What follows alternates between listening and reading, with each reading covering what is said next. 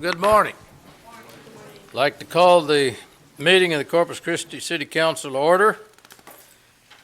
And I can tell if you're here this morning that you have completed all of your Christmas shopping and you have extra time on your hands. So we're glad you're here this morning with us. I ask Pastor David Bennett with Rock City Church to lead us in our invocation, and Albert Cantanilla, Director of Street Operations, will lead us into the Pledge of Allegiance to the United States and to the Texas flag. Pastor Bennett. Jesus, we thank you so much for your wisdom, your leadership, and your guidance in our lives. Thank you for our city, and thank you for all that you're doing here. Thank you, Lord, for great leadership that's led by you and makes decisions that are based on what you would want us to do, based on your word, to bring life and freedom, healing, and strength to every area of our community. Thank you for families. Thank you, Lord God, for bringing life to every community, every area of our city. Thank you for bringing hope and healing and strength. Thank you for shifting every area that needs to be shifted. Thank you, Lord God, for growth in every area that brings life and finances and health and pride and strength to our community. We love you, Lord, and I ask for unity amongst the churches, unity here at the City Council, and unity amongst all of us, Lord, even when we're divided in so many different beliefs. I pray, Lord, we can focus on what matters the most and be unified for that. And that is bringing life and health and wholeness to Corpus Christi, Texas. Thank you for good decisions, and thank you, God, for helping us, Lord, to do what's best for our community, for the people that are here, and for our future. We love you, and we thank you. In Jesus' name, amen. Amen. Please join me in the Pledge of Allegiance.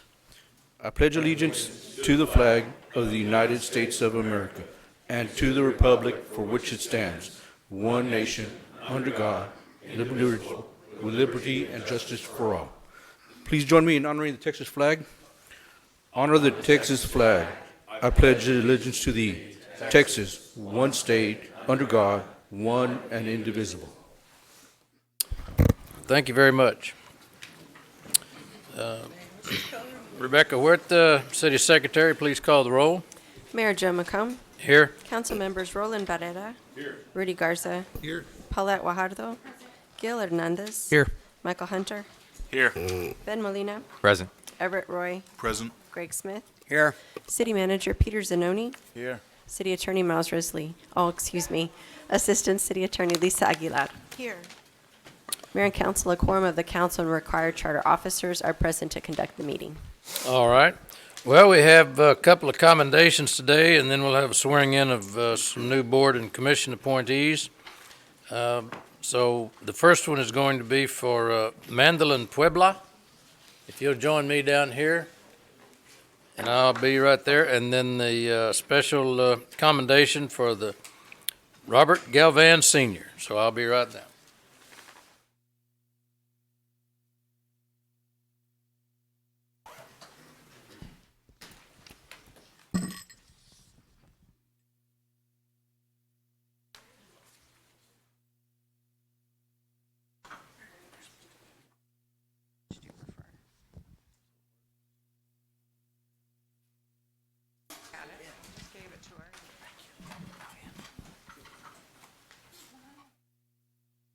District 4.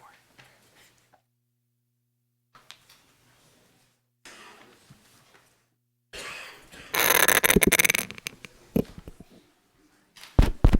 that on?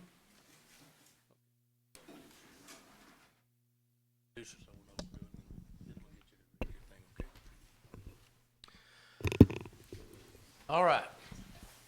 Hello, can you hear me? Huh? Hello? Okay. Well, this is kind of an exciting day, and I think you'll be very pleased. Let me tell you a little bit about Mandolin, and then we'll have her, as they say, do her thing. Mandolin Puebla is St. Pius X Elementary third grade National Writing Contest winner.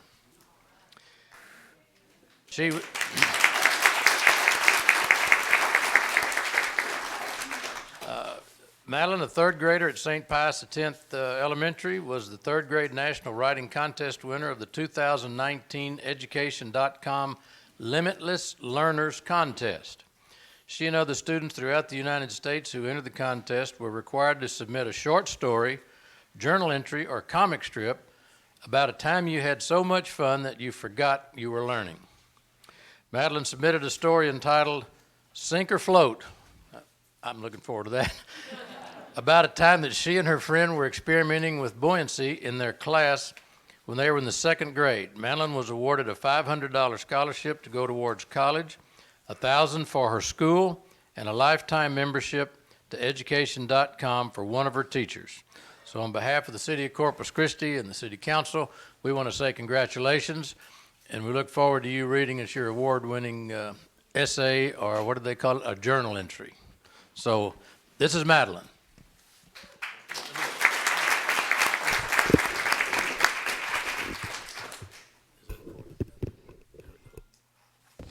Sink or float. During stream last year when I was in second grade, we learned about objects that sink or float.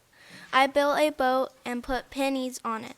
My friend Ava and I had so much confidence. Our boat floated, but then it sank. I was still happy even though our boat didn't float for a longer time. So when we made another boat, it floated longer than the other one that we made. We were able to put 20 pennies in the first boat and 40 pennies in the second one. Since that day, I have realized I am always learning. All right. Let me give you this commendation so that you can hang that on your wall and remember that you won this, and just keep on going. I think you've got a fun-filled life ahead of you, and you want to introduce these folks with you, because you probably didn't do this all by yourself with all their encouragement. So who is your helper here, and then tell who these folks are. Are you want to introduce yourself? You want to introduce them, or you want them to introduce themselves? Okay. My name is Patrick Jet Puebla. I'm her bigger brother. My name is Amanda, and I'm the mom. Hector, I'm the dad. City employee. Beth Hinojosa, I'm assistant principal at St. Pius. Delia Rosenbaum, the principal of St. Pius 10. Melanie Van Maren, the third grade teacher. Well, congratulations, all of you. So let's see if we can get the council to kind of get back up here, and we'll get a.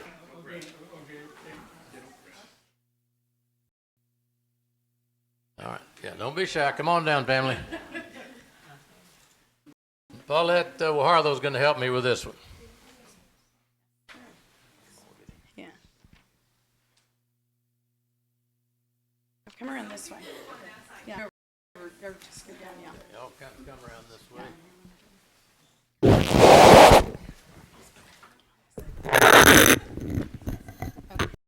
Okay, wonderful, Uncle Bob. No, he's not my uncle, but I'm close enough to him to call him. The ballroom, starting with Tommy Dorsey, Jimmy Dorsey, Duke Ellington, etc., plus Luis Alcaraz, Perez Prado, and just about everybody you can think of, played at the ballroom. But we are so grateful for this award, and I accept it on behalf of the whole family, because it is a family award. And so we thank you on behalf of all of the Galvan family. If it was not for them, we wouldn't be here. So, all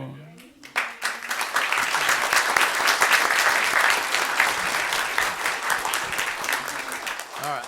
Well, can we just kind of, Council, if you would, we'll just kind of stay in place here and see if we can get a picture. I'd like to be a little fly on the wall one of these nights when the two judges are having dinner, seeing who's arguing which side of a case. I bet she wins most of them. What do you think?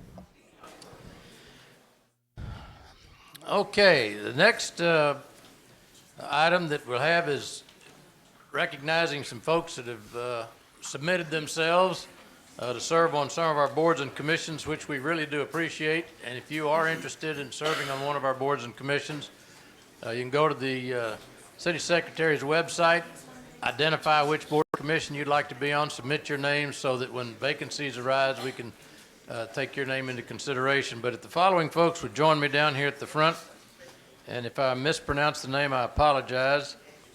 Madeline Pontnoy, am I close?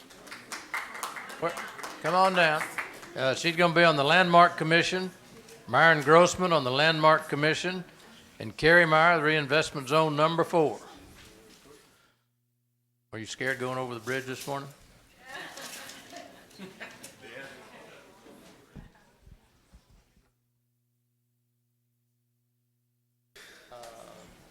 Who? Myron? Mr. Grossman's not here? All right, we'll get him sworn in later. All right, well, thank you, ladies, both. If you'll raise your right hand and repeat after me, I'm going to say aye, and then I'll stop and you pronounce your name, and then repeat after me after we go through there. I do solemnly swear that I will faithfully execute the duties of a member of the board to which I have been appointed and upon which I am about to enter, and will, to the best of my ability, preserve, protect, and defend the Constitution and laws of the United States and of this state and of this city, so help me God. Congratulations, and thank you for your willingness to participate. And you're going to work today just later in this meeting, so don't go away. You'll lose your parking spot. But anyway, thank you very much. This is the council that appointed you, so blame them if you have any problems. But we're glad you're willing to do this.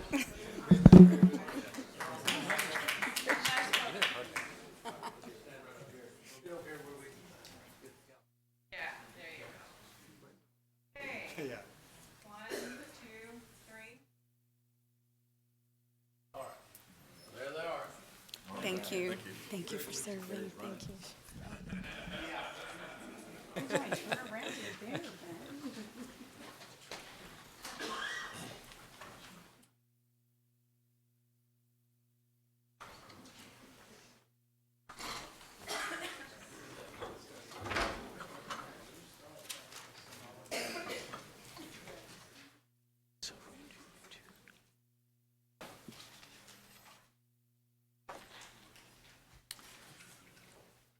All right, we got a few minutes for public comment. Let's go ahead and move forward with city manager's comments and update, and then we'll see where we are. Mr. Manager, are you ready? Yes, sir. All right, you're on. Okay, good. Good morning, Mayor and members of the council. I'm going to start this morning by introducing 2 staff members to the council and to some extent to the community. Effective, it'll be January 1st, but to be made public today is I'd like to announce an appointment of one of our executives to the city of Corpus Christi. And I am announcing that Peter Collins become our permanent director of information technology, of our information technology department, He will be our Chief Information Officer, and he's customarily where he is in the back over there. But come on up, Peter, if you can. Right.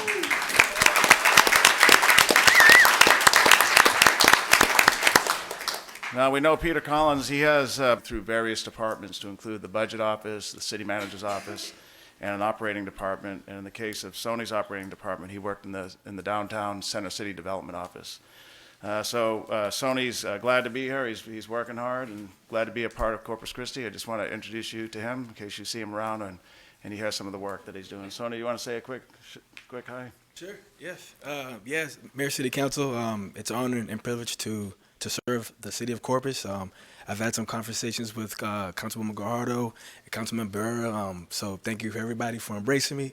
Thank you to Peter Zannoni for giving me the opportunity to come here, and I look forward to doing big things here. Thank you, everybody. Thank you. Welcome to Corpus Christi.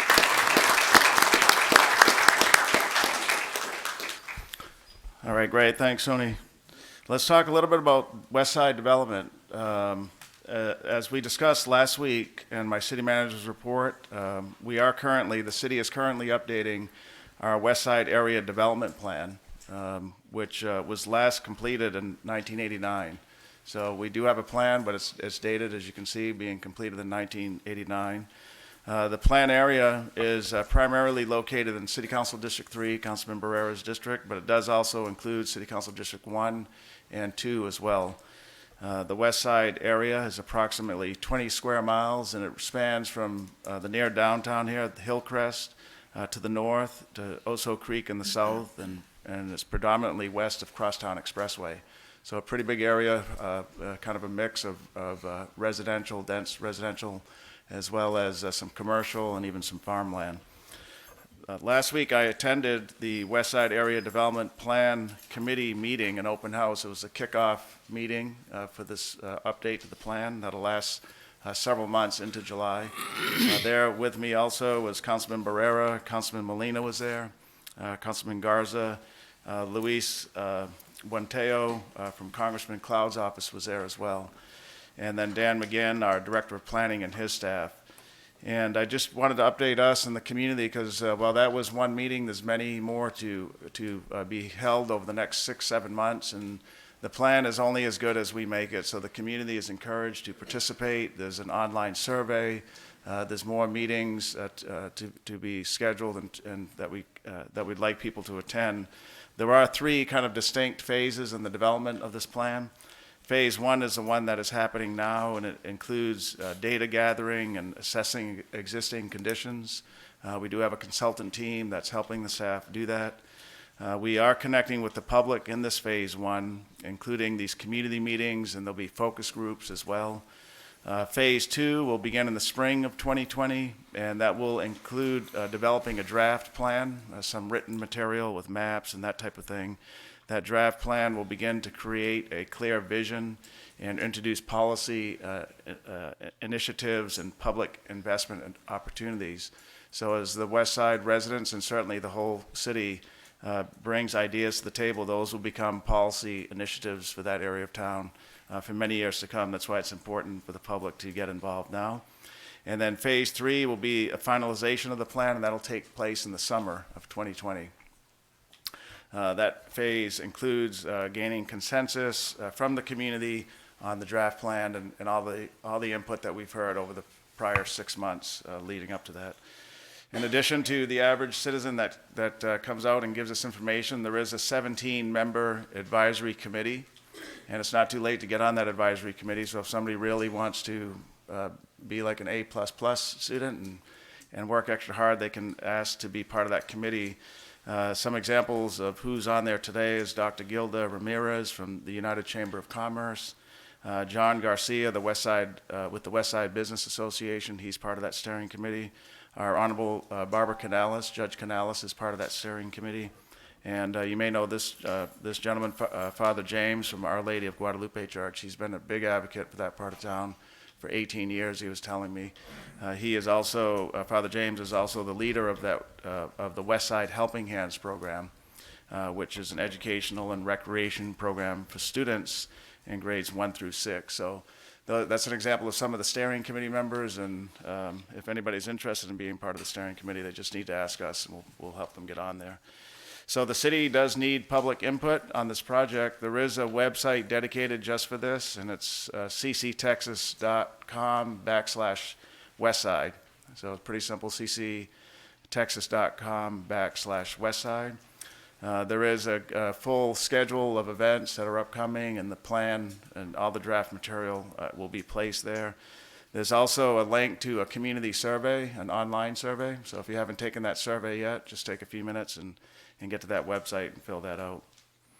Okay, and then finally, as we know, the holidays are here, and next week with Christmas and the following week, New Year's, the council won't be meeting, so I did want to just remind the residents and us of the holiday schedule for the city cruise. Today's our last meeting for 2019, and most of our offices, including City Hall, public libraries, animal care services, municipal court, will be closed on Christmas Day and New Year's Day, both falling on Tuesdays. So an important thing is the collection of garbage and recycling. If somebody's collection day is on a Tuesday, either on Christmas or that New Year's Eve, they'll set their carts out on Saturday, on that following Saturday, and it'll be picked up as well then. Our parks and recreation facilities, golf course, city tennis centers, public pools, the Oso Bay Wetland Preserve and Learning Center, those will be closed on Christmas Day and New Year's Day as well. And so there is a complete listing of all our closing that's on our website. And our essential city services will be open regardless of the holiday. That does include our police and fire and other critical services. So with that, Mayor, that concludes my comments this morning. All right. Just briefly, before we get into public comment, I don't know who in the utilities, having Peter come up and reminded me to remind the public that beginning December 1st, we began the clock ticking on winter averaging on your water consumption. So I want to remind you of that, to watch your water use if you're trying to reduce your water bill. And so the word to the wise should be sufficient. And but from December, January, and February are the 3 months that we'll be taking those numbers, and then that information will be gathered, and June or July, I think, will be reflected in your billing process on the winter averaging. That'll be for the wastewater component of the bill. Right. Yep. And yeah. And then you may have noticed, and I failed to mention last week, and I apologize, I've got a new partner here to my right. Ben is the Mayor Pro Tem now, began last week, December the 10th, and will run through Texas Independence Day, March the 2nd. So I didn't want you to think that he and Everett had gotten in a hand wrestling contest and Ben won. So, but anyway, so we're glad to have him here. And then a little birdie flew over City Hall just a minute ago and sent a message in here that the guy that keeps our power going here when we have problems in hurricanes and others, Ken Griffith, is in. Are you here today, Ken? Where are you? Well, today happens to be his birthday, so happy birthday to you, and we appreciate that. and keep the power going. All right, it is a little after 12. We have public comment. Ms. Huerta, do we have a list? Do we have anybody want to speak? Yes, sir. We have a list of 22 people who have signed up at this time. Okay. For public comment. Ms. Aguilar, will you go over the rules? I'll make the statement here. Comments are limited to city-related matters. There will be no questions of council or staff. Cell phones must be turned off. There'll be no loud talking or other loud noises. Good afternoon. I'm City Secretary Rebecca Huerta, and I'll be conducting the public comment period today. I'd like to remind everyone that a recording is made of the meeting.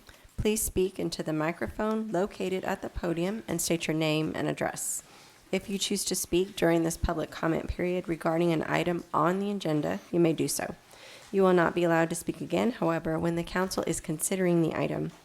Citizen comments are limited to 3 minutes. On the podium, you'll see a timer underneath the base of the microphone. It will let you know exactly how much time you have left to speak. Once your time is up, a buzzer will go off, and then you can conclude your comments.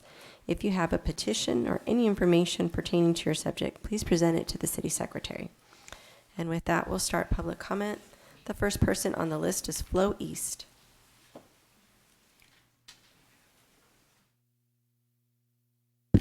Good afternoon. Flo East, 1605 Yorktown.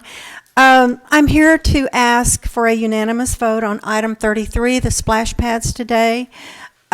We've been talking about splash pads on the Parks and Rec Committee for 2 years. These are going to be a great thing for our community. As you can see, as you look at growth on Yorktown, just the small houses, the small yards, green space is going to become more and more important to people. And we have asked all the hard questions to our park director, who is doing an absolutely phenomenal job. We take this seriously. Maintenance is one of the reasons I wanted to be on the Parks Committee. And I know that firsthand from Parker Pool and the county having to take that over because no one wanted to maintain it. But it's a new day at the city of Corpus Christi. We've got great leaders. We've got people that really take maintenance seriously. And I know I won't probably go to a splash pad, but there are so many young families that are asking for these. And I know Director Stevenson is looking at all angles of keeping low maintenance and being able to stay on top of doing what needs to be done. So please don't punish the new people for things that have happened in the past, because everyone's trying to fix those problems. And so I would just encourage you to please vote for this. We're ready to get going, and I know all the young moms are excited about this project. So thank you. Thank you. Elizabeth Mayorga.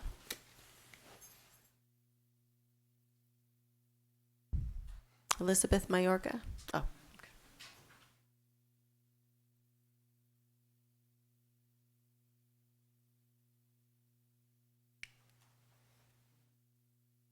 Elizabeth Mayorga, 5502 Saratoga Boulevard. I'm just speaking as a citizen of Corpus Christi. I've lived here most of my life, and I grew up fishing and going to the beach with my family. I took a tour recently around the port area, and this was really an eye-opener, all the polluting plants that are in this area. I also grew up smelling, of course, it's like most of you, smelling the pollution in this city. I'm opposed to more polluting plants, such as the desalination plants. I don't have to be an expert to expect the dumping of millions of gallons of waste into our bays, how this will affect life and the bays and all our beautiful wildlife that is in there.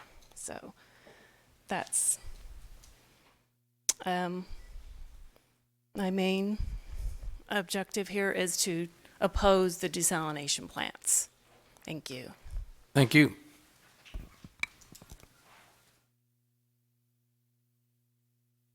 Jim Klein.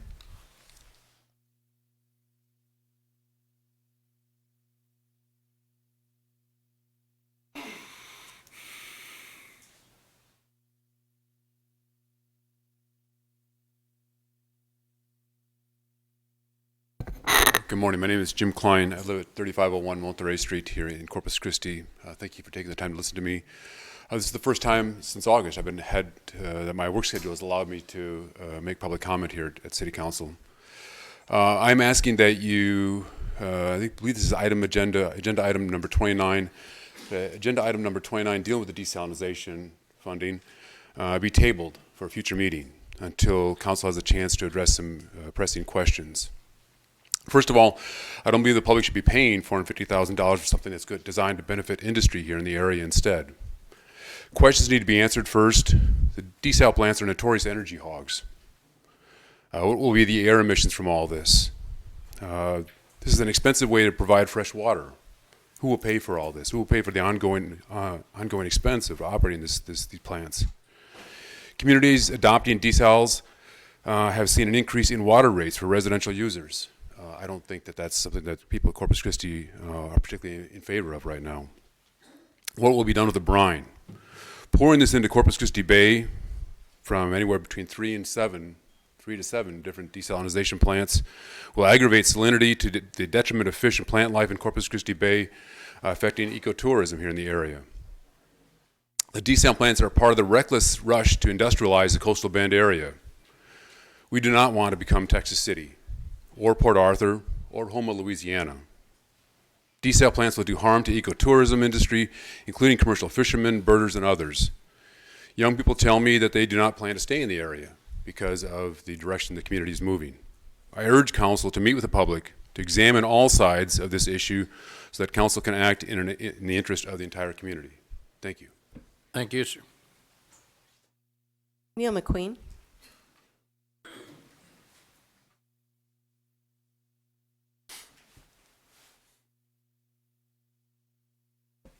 Mayor and council members, my name is Neil McQueen. I live at 4213 Estate Drive. I'm representing the Surfrider Foundation, the local chapter, and we are one of the 16 organizations that are members of CAPE, the Coastal Alliance to Protect the Environment. I would also like to speak about desalination. As you know from your presentation by Friesen Nichols, the plant at the Inner Harbor is projected to just create 12 million gallons of water per day. And I understand that there are plans to maybe expand that to 30 million gallons of water a day. Then the La Quinta Channel facility would create 20 million gallons of water a day, up to possibly 40 million gallons of water a day. As Dr. Klein mentioned, there are up to 7 desal plants being proposed on this bay, which would be an unprecedented density, I believe, anywhere in the world. So there are some concerns about desalination. One is, as Dr. Klein mentioned, is they're very energy intensive. I've actually run a couple small reverse osmosis systems, one at a business, at a semiconductor business. And the principle, the systems work by forcing water in the reverse direction through filter membranes. It requires water pressure about 800 psi. That's a very high pressure, and so it requires a lot of electricity to drive those pumps. So these are energy-hungry facilities, and that's something that should be considered. Secondly, there's entrainment of fish. We're talking about a lot of water being sucked into these pipelines to feed these plants. So we've got to be very cautious about entrainment of fish, larvae, and other marine creatures into these facilities. And then there's the brine discharge. That needs to be thought out extremely carefully. Brine has been shown, I was just looking at an article in Scientific American, the amount of brine that's being produced by plants that are online is more than originally projected. So that, dilution is not the solution to pollution. That's an old principle in the environmental field. Another point is that the public is being told by our community leaders that we need these desal plants for drought-resistant water supply for our community. And let's be straight, this is for industry. We're talking about industry. Just the ExxonMobil SABIC plant alone is going to require 20 million gallons of water a day. That's quite a bit compared to residential and small business. So we're concerned about the impacts from these facilities, these proposed desal facilities, in combination with all the other facilities that are being proposed here. There is a tremendous amount of wastewater and stormwater that will be discharged to our bays. And something that a lot of people don't think about is Corpus Christi is essentially a closed bay. We've got one river coming into it and one channel going out. Dr. Andrew Sansom, who was former executive director of Texas Parks and Wildlife Department, wrote in his book, Water in Texas, that it takes over 2 years for water to be exchanged out of Corpus Christi Bay. I have more to say, but my time's up. Thanks. Thank you, sir. Melissa Zamora.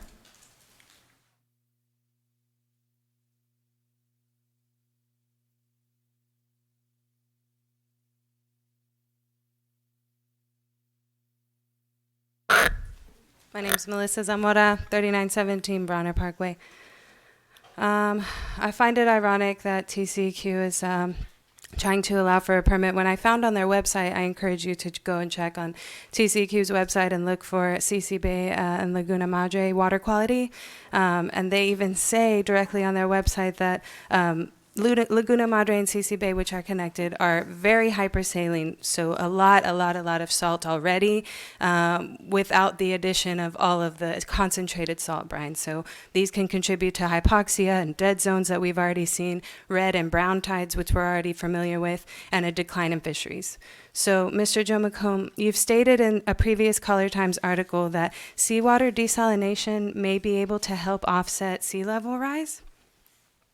I don't know how credible that is, but if you recognize climate change with sea level rise being one consequence of that, then you need to also recognize that understanding that the addition of even more heavy oil and gas, liquid natural gas, petro industries planned for our area will pollute tons of greenhouse gases, which will further contribute to climate change. Therefore, we need to divest from these types of heavy polluting industries and invest more in safer, more ecologically sound industries that focus on alternative energy, alternative products like algae and bamboo and hemp, that the technologies are already out there. Instead of being reactive, let's be proactive. Listen to the scientists from our local universities whose primary focus is marine biology and have concluded we need to invest more in research before moving forward with desalination.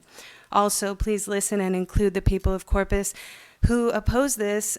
I also suggest a vote should be taken to approve and disapprove of a desalination plant permit, especially when you are suggesting that us, the public, should pay for this when it is in actuality for industry use. I encourage more research in citizen science and local and state global collaborations, and so should you. Have you even talked to the city or listened to the public about these desalination plants, about all of the polluting industries that are planned for our area to see how we feel about it? Because we have. While protesting and block walking, I've learned that the majority of the public does not even know what desalination is, let alone any of the other foreign industries that are coming in. People are already concerned with the increasing water bills on the rise, and they don't know why. So it's only going to get higher, and people are going to get angrier. Some have also stated that they have already noticed a decline in fishing and shrimping in these areas, so adding even more pollution to our bays will may cause irreversible damage to our beloved waters. It is our right to know what is going on locally and where our tax and utility money is going, so I urge you not to leave us out of the decision-making process, but rather include all of us and inform us all on what is happening to our hometown. Transparency and making educated and informed decisions is the least you can do when you have all been voted in such important roles. Please do us all a favor and do not approve this or any other pollution permit. Thank you. Thank you, Ms. Zamora. Thank you. Brittany Garcia.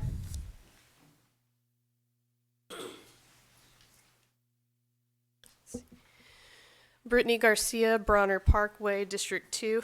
I'm here to ask that the council strike item 29 from the consent agenda. Industry needs more water, but we don't need more industry. Industry is making us sick. The 2016 Coastal Bend Health Needs Assessment, which I had the privilege of working on, reports that respiratory issues are in the top primary diagnoses for all inpatient and emergency department data in the Coastal Bend. Respiratory issues are also among the top of the list of primary diagnoses for children. Asthma is on the rise. I could go on about this, but I don't have time. Now industry is looking to cause more destruction through desalination. The two proposed facilities combined will require the intake of 249.3 million gallons of water per day and a brine discharge of 159 million gallons per day. The resulting increased salinity would kill fish and other oceanic life, creating dead zones in our bay. A new report by Food and Water Watch finds desalination to be problematic in numerous ways. In addition to upsetting marine environments, desalination causes fishermen to lose at least 165 million pounds of fish a year today and 717.1 million pounds of potential future catch. Desalted water also pollutes drinking water and puts it at risk because seawater contains chemicals like boron that fresh water does not. Boron, which is not fully removed through the desalination process, causes reproductive problems and developmental problems in animals and irritation of the human digestive tract. Current drinking water regulations do not protect the public from boron. On top of all of these issues, it looks like the citizens are going to be footing the bill for these costs. The city is going to allocate up to $450,000 seeking permits to contribute to the industrialization and figure out how to pay for it later. We're already paying insanely high property taxes, street repair fees, and being overbilled for questionably clean water. Enough is enough. We won't foot the bill so industry can make huge profits at the expense of Corpus Christians and other South Texans. Stop sacrificing the environment and the health of the citizens here so the port and industry can line their pockets, while in turn our children get sick, our wildlife dies, and you endanger the drinking water supply for everyone. If you are listening to this message and you're tired of the city ignoring your concerns, look us up on Facebook. We are for the greater good. We stand for community needs before corporate greed, and we will not go away. Thank you. Thank you. Isabella Risa.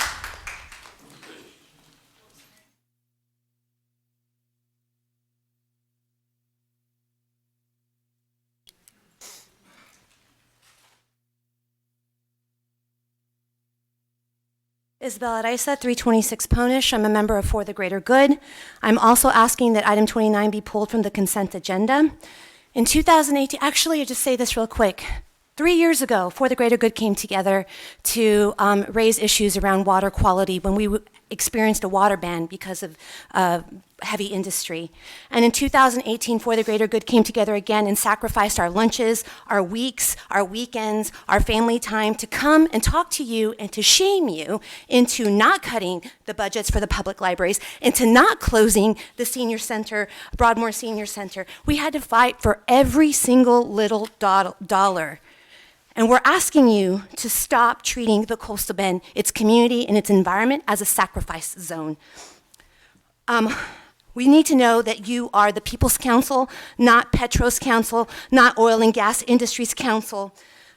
In 2018, I looked at the campaign finance reports for you all, and I found that coincidentally, we have three Corpus Christi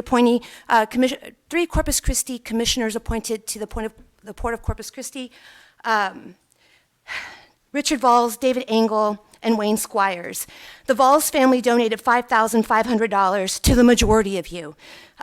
Engel's family donated $6,500 to the majority of the council. Wayne Squires donated $6,500 to the majority of the council, all Corpus Christi appointees to the Commissioner's Court. McComb, Guajardo, Hunter, Garza, Molina, and Roy. So you have a decision to make. Your votes are moral. And are you going to be on the side of the people, or are you going to be on the side of the port and heavy industry? $18,500 in donations seems like a pretty good return for a $450,000 pollution permit. I'm tired of having to come here. I'm tired of being worried about the quality of water and the quality of air that my family and my community has to live in. I'm tired of being treated as a sacrifice zone. We elected you. You may have gotten your campaign dollars from heavy industry. You may have gotten your campaign dollars from real estate. You may have gotten money off of extracting profits from people. But in the end, you make decisions for the greater good. And you've got to ask yourself, who are you talking to? Who are you hanging out with? Where do you live? The owners of Valero and Cheniere and Volstapine and the steel industry and Exxon Sabic don't live in our community. We do. You're sacrificing $1.2 billion of tourism dollars. Your neighbors. Nobody's going to want to send their kids to the university when they have to drive by a sacrifice zone. No one's going to want to do that. So you've got to decide, whose side are you on, and vote that way. Thank you very much. Teresa Klein. Ladies and gentlemen, as a reminder, there's no applause during the public comment period.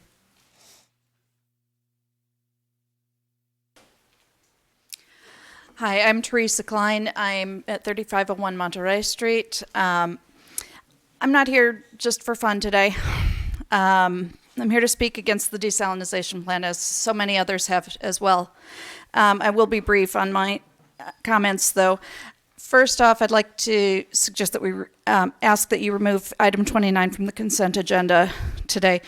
I'm opposed to the desal for many reasons, many of which have been already spoken about. But the first of those is the $450,000. Why should we, as taxpayers, pay for even one dime of something that is for industry and not for us?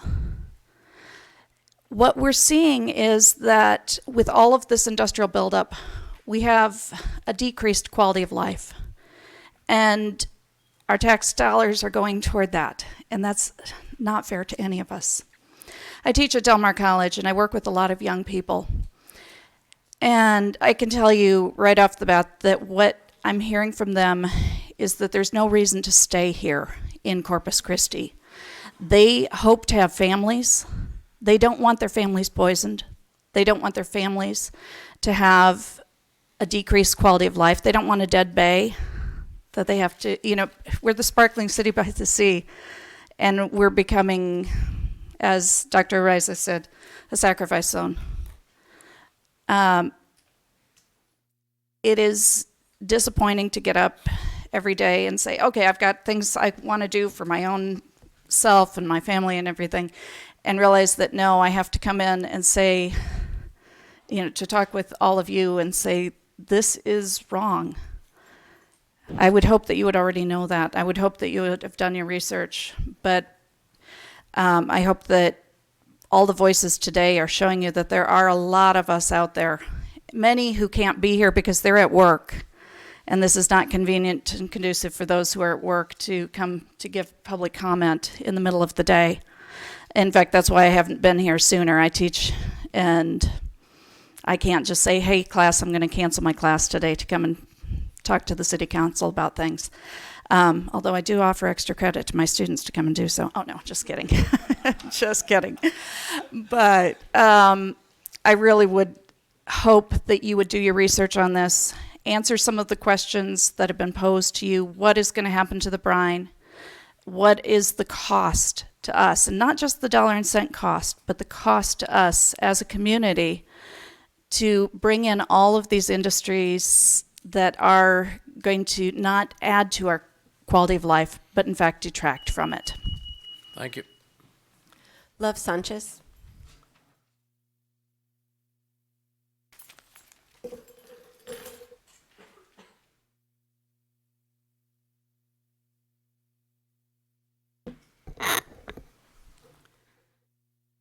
Hello, my name is Sandra Love Sanchez. I'm representing the indigenous people of the Coastal Bend, a grassroots that promotes the cultivation of Native American culture and also advocates for environmental justice. I'm also a commissioner on the Ethics Board. Today I'm here as a board member and also as a private citizen. As a board member, back in September, I came to report on information regarding political contributions that the city council members were receiving from port affiliates. Now I am here due to the resolution regarding Harbor Island and La Quinta Desalination Plan permits that is being voted on. I would like to bring to attention once again that the following political contributions from Port Commissioners Engel, Vows, and Squire that were given to Macomb, Guajardo, Garza, Hunter, Molina, and Everett is a conflict of interest, and the following council members just listed should recuse themselves from voting on the upcoming resolution regarding the desalination permits for port industry. As a private citizen, I would like to note that the indigenous community here in Corpus respects and loves our earth and water. It is important to us. These desalination plants are going to bring hazardous effects to our bay and wildlife. Piggybacking off of what McQueen had said, he didn't get to finish, it will kill our bays because we are a body of water surrounded by land. Meaning the Gulf is not open waters. Places that have open waters and have a desalination plant like California are slowly killing their own areas with desalination. But it happens faster when bodies of water are surrounded by land. If Corpus brings in all these desal plants and continue to cater to the industry, the effects will ripple effect to the other states in our Gulf. Let's be honest, the water that is coming from the desal is not for us, for the citizens, and the public has a right to know. It is time to stop catering to the industry and start thinking about our small businesses, our wildlife, and our bays. To conclude, I'm asking for Resolution 29 to be taken off the agenda. I'm encouraging to read this. Pass it. Thank you. Thank you. Ladies and gentlemen, we do have a council policy that states that comments made to the council need to be addressed to the full council, not to them as individuals. So just a reminder about that. Darren Sampson.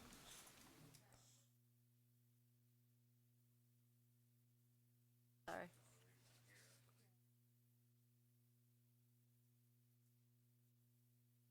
You can.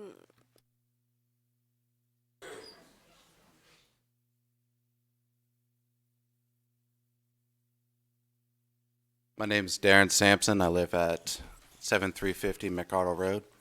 Today I'm representing the local Sierra Club chapter. Right now I have handing to you a statement from Eric Rodriguez, our president of the local Sierra Club chapter here in Corpus Christi in the Coastal Bend. So basically what we're here to do is to prevent or ask that you take item 29 off the consent agenda. This desalination, as been spoken to about earlier, is definitely, without question, for the industry and not for the people. It's, frankly, like others have touched on before, ridiculous that we have to come up here and ask you not to pay our taxpayer money for these desalination plants. The desalination plants emit this brine that's going to kill all life that it touches there in the bay around these desalination outputs. So please consider taking off item 29 from the consent agenda. Thank you. Thank you, sir. Errol Summerlin.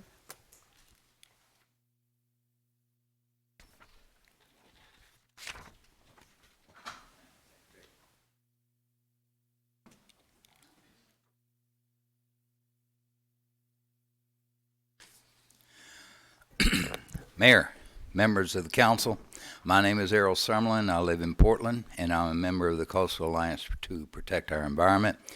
I'm really disappointed with your management of my water supply. You're spending $450,000 to obtain permits that would lead to your spending $400 million or more for 2 desal facilities. You committed 30 million gallons of water to Exxon, Savic, and Steel Dynamics before you had it, and now must come through and you want to build facilities that will not only fulfill your promise to them, but accommodate additional massive water-consuming industries. And you're doing so at the peril of our bays and estuaries, from entrapment to impingement to entrainment of aquatic life to the discharge of massive amounts of brine into our closed bay system. You don't like the Ports Harbor Island desal project, but you're proposing a combined daily intake of 100 million gallons more than the port and a daily brine discharge of 63 million gallons more than the port. What makes your location so special? It's still in a closed bay system. It's closer to industry. You claim this is about creating a drought-resistant water supply. I agree. It's a drought-resistant supply for major industrial users. You're building initial facilities for them at a cost of $150 to $200 million each, with a $50 million price tag for every 10 MGD after that. And that's your plan. When new heavy industrial users want to locate here, you'll pull an expansion off the shelf and build it for them. If you were building a drought-resistant water supply for tax-paying citizens and businesses in the region, you would be pursuing less expensive alternatives such as inland groundwater brackish seawater desalination. The largest inland seawater desal facility in the world is in El Paso. They drill wells down 4,700 feet to get to seawater, pumped it up, built a facility that could produce 27.5 million gallons a day. They sold some of the brine, and the rest they injected it back into the seabed. The cost, $90 million. Inland desals in the coastal bend could avoid dangers to aquatic life in our bays and meet measured demand. You have a plan to seek funding to build such a facility outside of Sinton. That's a project worth considering, but it is not in this resolution. The 18 MGD produced by that project would support 55,000 new residential, commercial, agricultural, and moderate industrial users.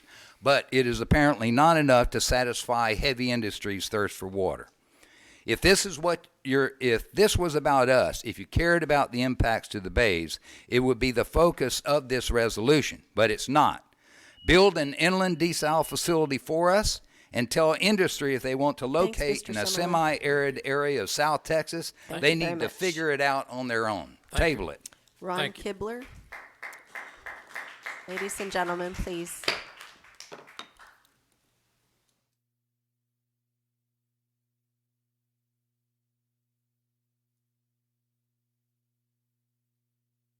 Thank you. I first want to thank the mayor, city council. Can you state your name and address for the record, Sure, please? that was coming next. Ronald F. Kibler, 133 North Padre Island Drive, Corpus Christi, Texas.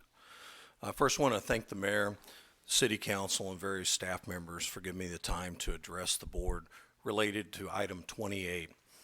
Item 28 is actually a resolution that decertifies the city of Corpus Christi from controlling outdoor advertising in their community. City of Corpus Christi has actually controlled their outdoor advertising for about 45 years now in the city. The reason why this issue has come to light is recently TxDOT did an audit here in the city of Corpus Christi and identified some locations that do not meet the Highway Federal Funding Act of 1972. And as a result of that, they have asked the city of Corpus Christi to actually submit a plan to TxDOT to resolve these particular issues. I work for Lamar Advertising, and Lamar Advertising is the biggest billboard company here in Corpus Christi. And we're in the process of trying to come up with a suitable plan that would actually resolve this issue for the city of Corpus Christi, which is not only in the city of Corpus Christi's best interest, but our best interest. We just simply need more time. This particular audit isn't due to TxDOT until February 1, which is still about 6 weeks away.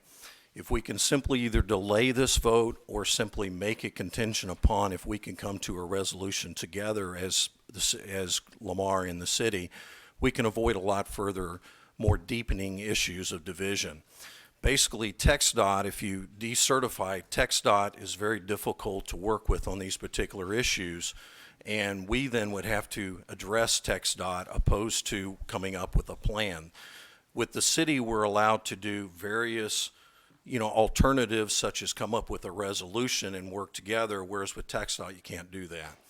If we end up getting in a conflict, therefore, with TxDOT, which would probably happen, we're better off being together instead of creating a situation where TxDOT then would come to us and also come to you.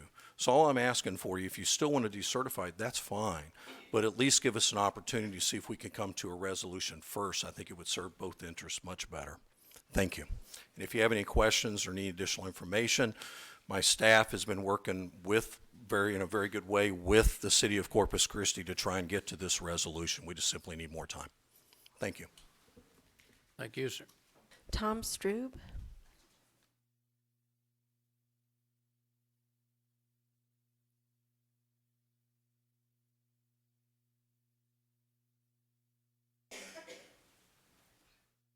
I'm Tom Strube, a Corpus Christi resident, and I just want to talk a little bit about the desal plant you've got on number 29. So I don't know if you know this, but there's over 35 different petrochemical projects that are being introduced in our very fragile Corpus Bay system. I'm not asking you necessarily to completely get rid of this, but I really, really want you to think about the long-term effects of what you're proposing here. Now, here is one of the biggest problems you've got. They are currently dredging the Corpus Christi channel to 55 feet. The Port of Corpus Christi is proposing dredging it to almost 80 feet. That has never been done in any port in America. We're a puddle. We're a very, very small body of water compared to New Orleans, Houston, the Hudson Ship Channel, New York Bay, San Francisco Bay. We are getting inundated with so many different chemical products. There are so many plastic plants, and there's natural gas, and there's so much oil that's being proposed to be shipped from the Permian Basin here. If you are throwing 7 different desal plants on top of that and planning on discharging all of the water right into the bay, there is potentially an environmental disaster here that's going to affect you monetarily in ways you cannot picture. One of the largest industries in Corpus is not just oil and gas, it's tourism. Do any of you think people are going to come fish here if the fish are dead, the birds are dead, the plants are dead? What you're proposing doing is throwing hundreds of millions of briny, toxic discharged water that has every kind of chemical and hard metal in it. I'm not asking you to permanently shut the door to this. I'm asking you to take the time to do some more studies. No channel in America has ever had 7 desal plants on top of all the other projects that we've got going on. thrown right together. This is not sustainable, responsible growth, in my opinion, and I think in the opinion of a lot of different people. I'm asking you to do some more studies. I'm asking you to slow down. There's no reason to rush these projects in. There's been a long, good, stable relationship between the oil and gas and petrochemical industries and our bay systems and our tourism and our citizens and residents. I'm just asking you to continue that good relationship we've got without just approving all these different projects. There's a potential we're sitting on an environmental disaster here, and worldwide this will be known as the Corpus Christi Channel disaster. This is not going to be known as something else other than a Corpus problem. At a minimum, the discharge needs to go offshore where there are billions of gallons to dilute this. When you throw this right into our very shallow, very small bay, you are introducing the risk of killing off all the larval little baby fish fry eggs that make the redfish, the speckled trout. Please don't kill our fishing just for short-term gain. Thank you, sir. Ron Graben? No? Okay. Mr. Graben. Peter Davidson?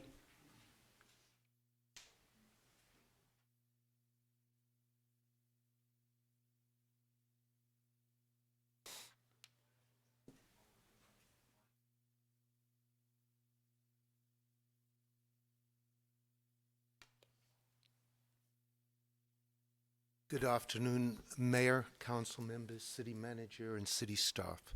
My name is Peter Davidson, 1525 North Shoreline Boulevard.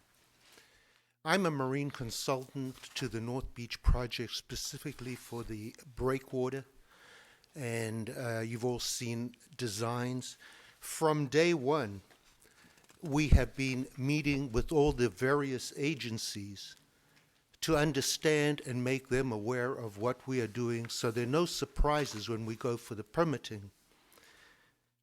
The various agencies I've been working with, Lance Robertson, Parks and Wildlife, Chip Wood, U.S. Fish and Wildlife, Peter Schaefer, TCEQ, Ray Allen and Leo Trevino, Coastal Bend Bays and Estuaries, the Blucher Institute, Deirdre Williams and Philip Tissot, HDR, Cameron Perry and Philip Blackmar, Lloyd Engineering, Owen Parker, LNV, Dan Leindecker, City of Corpus Christi, Jeff Edmonds, the Hart Research Institute, Jennifer Pollock, Hart Research Institute, Joe Fox, the Hart Research Institute, Gail Sutton, the Texas General Land Office, Jim Gibault, Texas General Land Office, Zach Fouquet, Texas General Land Office, Kevin Frenzel, Texas General Land Office, Jason Zeppelin, Texas General Land Office, Simon Sanders,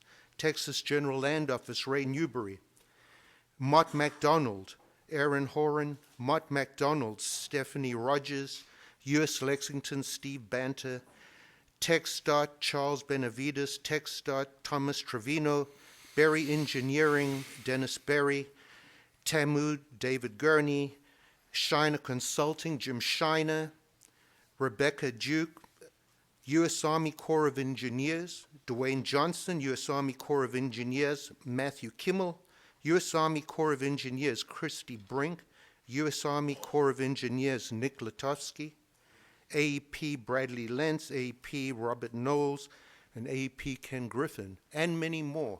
So from day one, we are working with all these groups, and we are making sure the environment, the currents, the erosion, in conjunction with everything, all works together.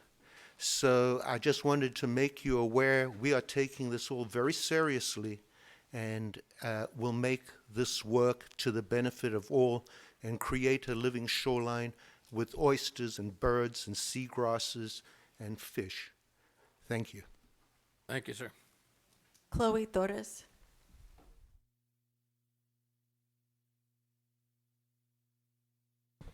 Hi, my name is Chloe Torres, and I live on 5430 Saratoga Boulevard.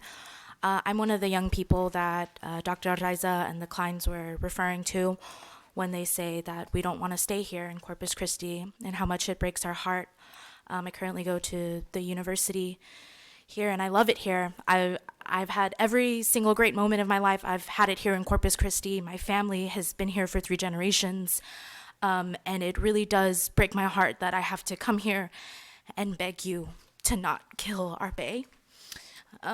Sorry, it's hard not to be emotional, but I can't say it any better than people have come before me, that it kills our bay, it will kill our local economy and our quality of life. You have children, you have grandchildren, you have people you love here. I do too. I want them to be healthy. I want them to live long lives with good jobs. And I don't think that's possible with desal plants. So I am asking you to table item 29 until we have more information, until, like another man before me said, we can have more studies done about this. It's just not a risk that it's worth taking. I love Corpus Christi, I know you do too, but that doesn't mean that we can't want better, right? So I plan on staying as long as I possibly can in this city, and I don't plan on leaving until I know that the people living here will be safe, that they will have good jobs, they will have good education. Yeah, thank you for your time. Thank you. Jose Gonzalez.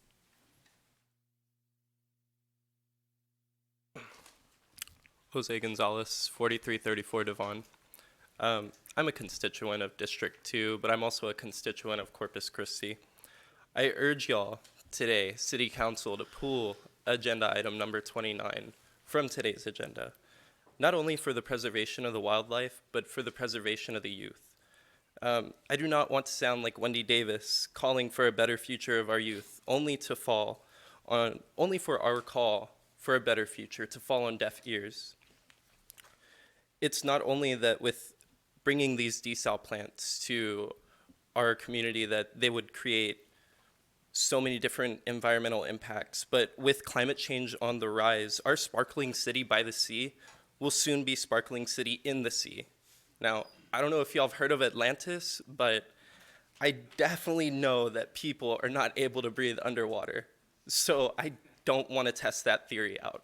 And if y'all don't want to test that theory out, then I urge y'all to pull agenda item number 29 from today's agenda. And I hope that we do promote and look into further studies, because why rush into something that we don't really know too much about? Sure, we've done our own homework and have said, oh yes, this will create further good for our community, but you know, we haven't seen any type of long-term studies on these or have conducted these in our community. Like one of the people that have spoken before us said that we're just a puddle compared to the rest of the world. The rest of the world, they have larger ports than Corpus Christi.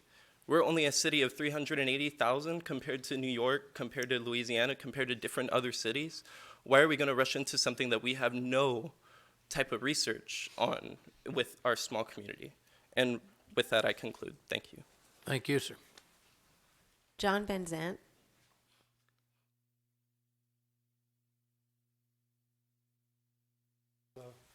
Thank you. My name is JT Van Zant. I'm a fishing guide from Rockport, Texas. You guys, so I have a couple hundred groups that come to me on an annual basis to fish this area. I'm a fly fisherman, so my exploitation of this area is to take people deep into the marsh, catch and release redfish on a fly rod, put them back, talk about the bird life, the plant life, the sea life that's around us. This area is as beautiful, if not more so, than Yosemite, Glacier, Yellowstone. The sustainability of building this place and protecting this place into one of the last ecologically sound paradises left in the world is a much longer-sighted plan than the short-sighted plan of destroying it for a small window of profitability for the oil industry. God, as I know it, is nature. The devil are those who would harm nature. You cannot go on and live happy on your own if you're complicit in these plans to pump 100 million gallons of brine sludge into the artery of life where all larvae recruit into our bay system. We're in proximity to the national seashore. We're in proximity to the Aransas Wildlife Refuge. We have the last remaining wild population of whooping cranes that come here to raise their young on an annual basis. Let this area and the way of life, the beautiful way of life of the shrimper, the oysterman, the fishermen along the Gulf Coast, the good hard-working people of this area are blinded by the representation of conservative values, which, if you really mean that in your heart, if you want to be a good person, a good steward to this community, reject plans to release these chemicals, this poison, into our bay system. I beg you. Thank you. Thank you, sir. Julie Rogers.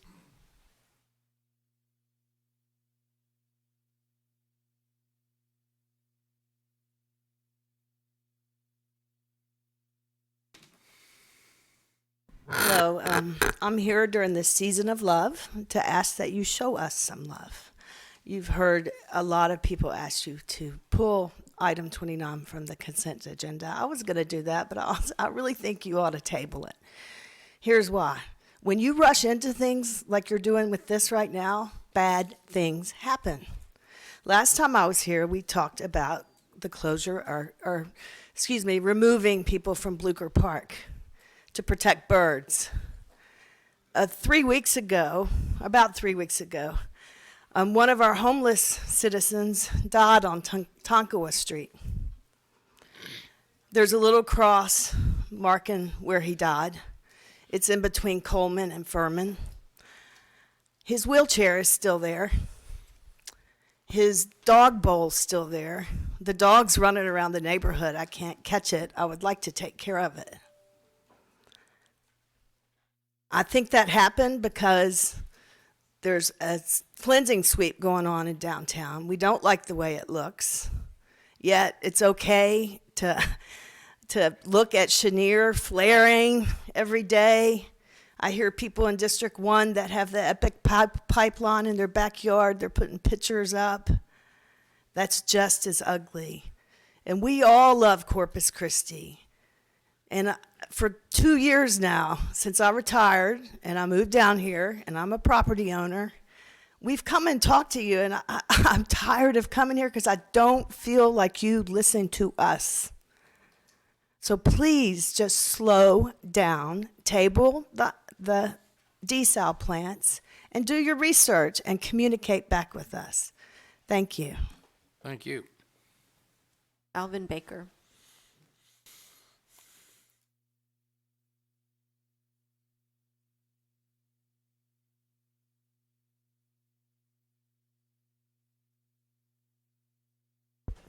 I'm Alvin Baker from Portland, and I didn't plan on speaking, but I am against this desal plant.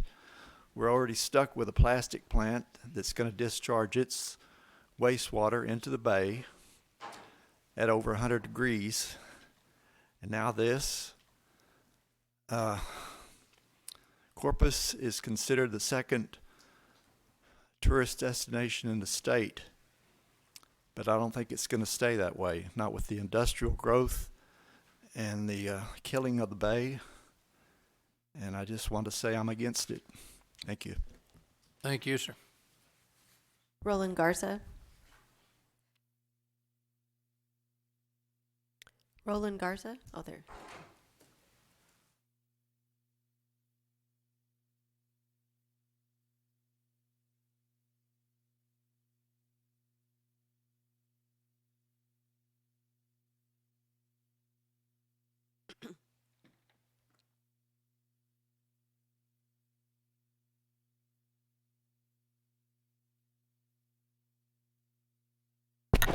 Mayor, council members, happy holidays. Rolando Garza, lifelong District 1 resident. I'm here to speak again and share with you some of the findings that we continue to find in District 1 with the Lamar shelter, the projected, or that they want to build a shelter there on 19th Street. And you know, it's kind of fun, it's kind of ironic that I'm hearing all these folks back here, and you just heard one say about the bird sanctuary in the Blucher Park. Let's protect the birds, but not the children of the neighborhood. So I did. And another thing was that in San Antonio, they put an industrial district, and the city manager comes out in the paper that he supports it on 19th Street in the neighborhood. There's 2 daycare centers, Head Start centers, in front of the church between 2 housing authorities in a blighted, impoverished, eligible, protected area. Where's the CDBG money? How come we haven't improved this, the most blighted area, the poorest and the most blighted area in Corpus Christi that you cash the checks from the federal and state government? How come they haven't been in there to fix the neighborhood with that money? Where's the money? And now this proposal? So what I did yesterday, I said, you know what, nonchalantly, let me just go by in the neighborhood, take some friends, we'll just talk to regular folks, homeowners. This is what they say. Out of 65 folks, 10 of them said, if one of those, they call them chomos, it's a new word I learned yesterday, that's called Spanish for child molesters, that will be in that area from the Texas Department of Corrections, inmates. Anybody that goes to their door, they offer services. That's what the shelter's about. Metro Ministries failed on McCarter Street in District 3, Mr. Barrera's district, when Ms. Leal was there. It was about the children in District 3 and the safety. Now they have a center there where they're renting, now they're defecating and doing the urine over there on McCardle, right next to the brand new Cunningham South Park Middle School. Mr. Greg Smith, in your area, what are they going to do? Bust Flower Bluff and resolve your issue and ship them over to Lamar, solve your issue? Or is Flower Bluff going to put a shelter in front of their church or in front of Flower Bluff High School? It doesn't make any sense at all that we'll protect birds at Blucher Park, but you won't make a decision to protect the children. I can go on and on here today. Chomos, that's what they said. Let me tell you what the residents said. You wouldn't want them in front of your children. Would you buy a house or rent a house and put your children in front of that center not knowing who's coming there with child molesters? Would you? Think about it. Put yourself in their shoes. Huh? They said that they will stand vigilant on their porches with rifles and guns. And if anybody in that neighborhood from that homeless shelter, they will blow their heads off, is what the residents told me. 10 out of 65 told me that they will be vigilant. I was on the phone till 10 o'clock last night with the Department of Justice. We're asking for all of us to meet together. Thank you. If you want to meet with us, meet with us. Meet with the residents. Thanks. Thank you, sir. Barbara Handy.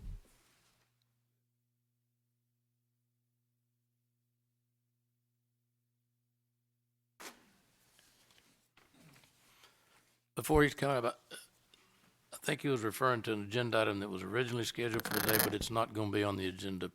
It's been pulled, right? That's correct, Mayor. Yeah, the zoning case for the Lamar Elementary School area will be considered late January. Okay. Did you get that?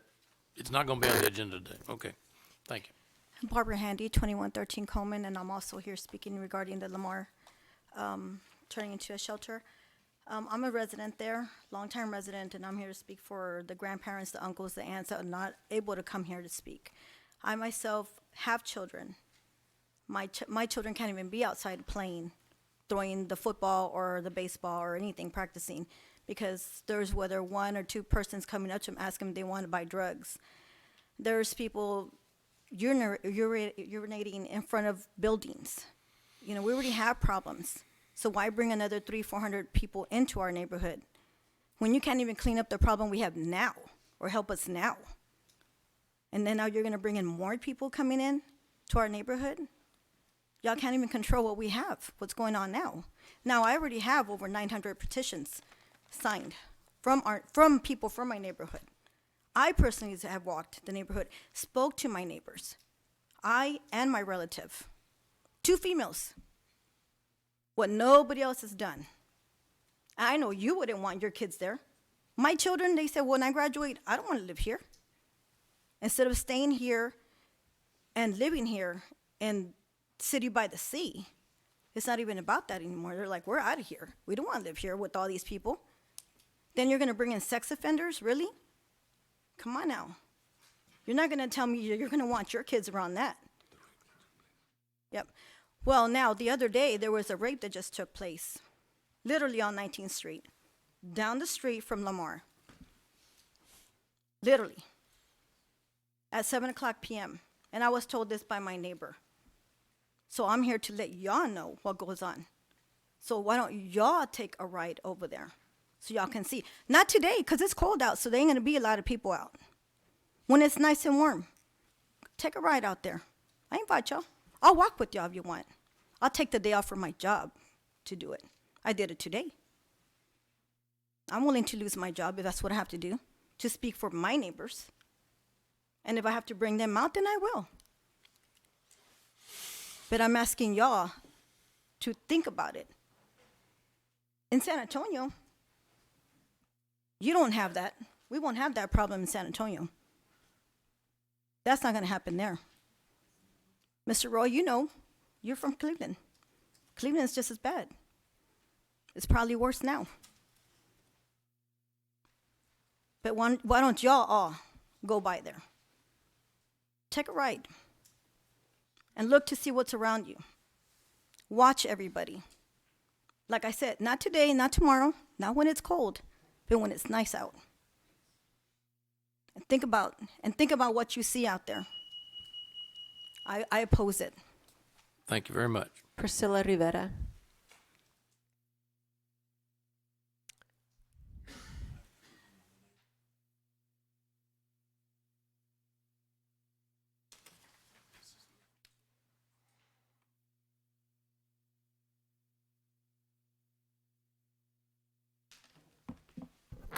Hello, my name is Priscilla Rivera at 2504 Marguerite. I'm also here just to say a couple of words about the opposing of Lamar Elementary. I kind of today gonna read what I actually seen on the site. Our mission is to make Corpus Christi one of the most livable communities in America, to create a vibrant, progressive, clean city that rejoices in diversity, to keep our citizens safe and secure, and to provide abundance of economic development opportunities while paying special attention to our unique environment. This is what y'all have on y'all's page. So when I looked it up, this quote is representing all of y'all, and it has y'all's picture on it. So I'm here today asking y'all to go through with this. The most livable community, I'd like to live in this community with no problems. So I'm here asking y'all to reconsider and to please think about. I know there's a lot of issues going on and a lot of concerns. But today I'm asking to please put yourselves in everybody's shoes and think about the decisions y'all are making.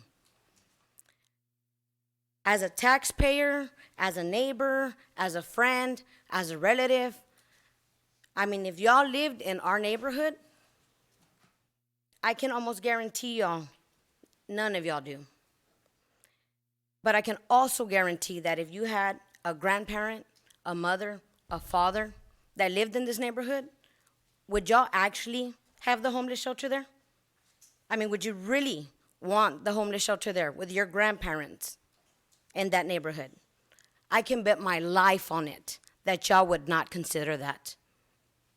So I'm here today asking for y'all to really think about what's going on in the neighborhoods, in the city, and to think about the decisions that you're gonna make for this community. Thank you. Thank you, ma'am. Okay, those are all the individuals who signed up. Now, as a courtesy, if there's anyone who did not sign up who'd like to speak, if you please, can you raise your hand, please, so I have an idea? 1, 2, 3 individuals? Okay, so 3 individuals will speak. All right, following these 3, then that will 4. conclude our, Are you going to speak as well? no, these 3 folks that identified folks? themselves, that'll Okay. be our final 3. Go Okay, I ahead. think it's 4. I'm Mayor. sorry, I didn't hear what you said. So 4 individuals will speak, starting with you, Okay. Ms. Saldana. My name is Susie Luna Saldana, 4710 Hackle, Corpus Christi, Texas. The reason I'm coming before you is as I sit here, and I know you're not considering the Lamar project right now, I'm remembering every time I have come before you that there has been a major issue concerning people like affordable housing. I remember Ms. Vaughn and all the people that came over here and said, we don't want those people in our neighborhoods. We're going to look down at what they cost, and there's not a bus station for them. I remember all those words, okay? I remember when each individual group has come before you and who you have paid attention to. And I told you last week that the Lamar people did not have a PR company to speak for them, and for telling you that Lamar is just not the place. Are we looking for a place for homeless, and do I want them taken care of? Sure we do. Give them a bus back to San Antonio. That's my proposal. That's what we need to do, rather than try to put up a housing project over there for the homeless in Lamar, where the people there are scared enough as it is already. I know that the chief has talked to some of the people about some of the crack houses, some of the problems that we have there. But the problems are this: you treat each group differently. You need to open your minds and see how you're treating people. Because this project is Lamar is a good way. Memorial's no longer there. You don't have anything there. And on top of that, you want to take whatever is left and put it in an area that is going to hurt the people. You know, they're poor. And I guarantee you that we are. But we do something that everybody else does. We vote. And we vote continuously. And that, ladies and gentlemen, are not a threat. That is a fact of life. And the fact of life that I'm seeing that I'm not happy with. You need to consider all of the people. And I don't care whether they come from Flower Bluff, whether they come from the island, or whether they come from Lamar. And you need to give them equal consideration, which is what I'm looking for when this item comes up in January. Thank you. Thank you. Second speaker.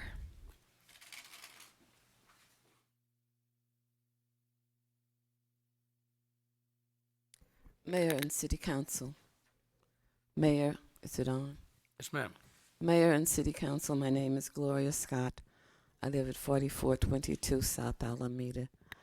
I first want to ask, is Mr. Barton Bailey in the room? The man you brought over to do homelessness. Is he here today?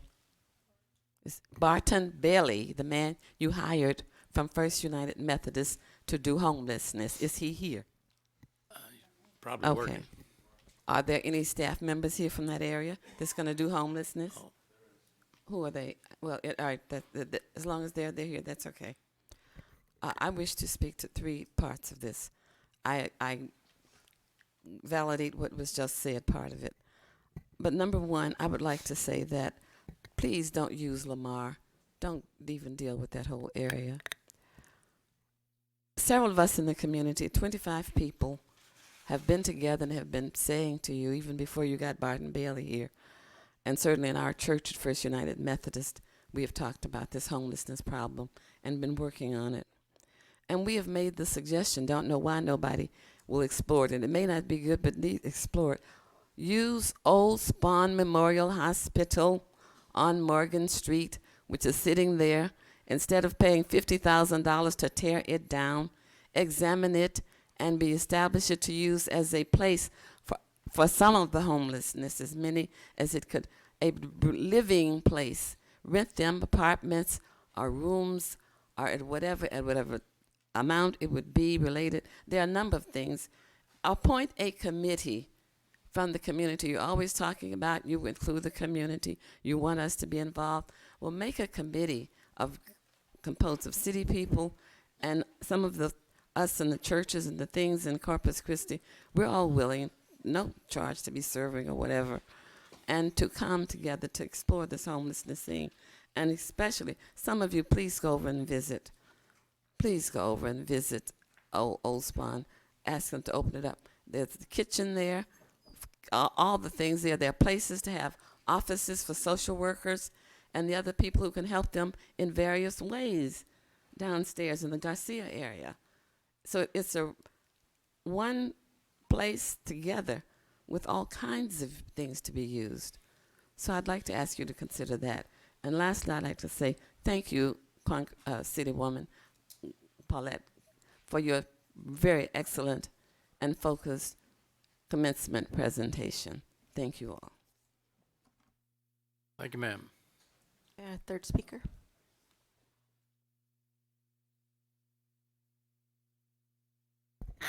Good afternoon, Council. Eric Olguin, address is 1514 Ennis Joslin Road. I'm speaking in opposition to item number 29 regarding the desal plant. A memo by Mr. Grinsbell on December 6 stated that the reasoning behind needing a desal plant is because, quote, drought conditions experienced in 2010 through 2013, end quote. It's understandable, but the next sentence in that memo is what concerns me. It states, quote, major industrial water users urged the city of Corpus Christi to consider desalination, end quote, and that a group was established which included port industry members, the Port of Corpus Christi, the REDC, the city of Corpus Christi, and the San Patricio Municipal Water District. Somewhere along the way in that decision-making process, us citizens were forgotten. Environmental experts and ecologists were forgotten. Health experts were forgotten. The people were forgotten. We hear of a great economic impact from these projects, but who is that benefiting? It's certainly not us, because we see it every day on our roads or in our forgotten parks or our crumbling sidewalks. Or is it benefiting shareholders who don't even live in our community, our state, our country, who are taking their dividends and investing it and spending it elsewhere? Regarding TCEQ, their irresponsibility of issuing permits is very well documented. A U.S. district judge stated in a recent Formosa Plastics lawsuit that, quote, the TCEQ's findings and assessment merely shows the difficulty or inability to bring Formosa into compliance with its permit restrictions, end quote. Just think about that for a second. This is the same agency who says that their goal is clean air, clean water, and safe management of waste. This proposed resolution doesn't indicate any of the previously mentioned, and it's actually quite the opposite, which leads me to what we should be focusing on: diversification of our local economy. Let's put this nearly $500,000 into improving and upgrading our infrastructure, our roads, our pipelines, greenfield sites that are utility ready, that new and clean business can say, hey, they're ready for us to move in with hundreds or thousands of living wage jobs for those A&M Corpus Christi or Del Mar College graduates. Invest $500,000 into renovating downtown buildings that have been sitting vacant for years on end, waiting for new sectors like nanotechnology to move in. It is economically unfeasible for us to rely on one industry who, mind you, doesn't even pay their fair share of taxes to this community. Diversifying our water resources for industrial commercial use only is not what we want, especially when us taxpayers are footing the bill for multi-billion-dollar industries.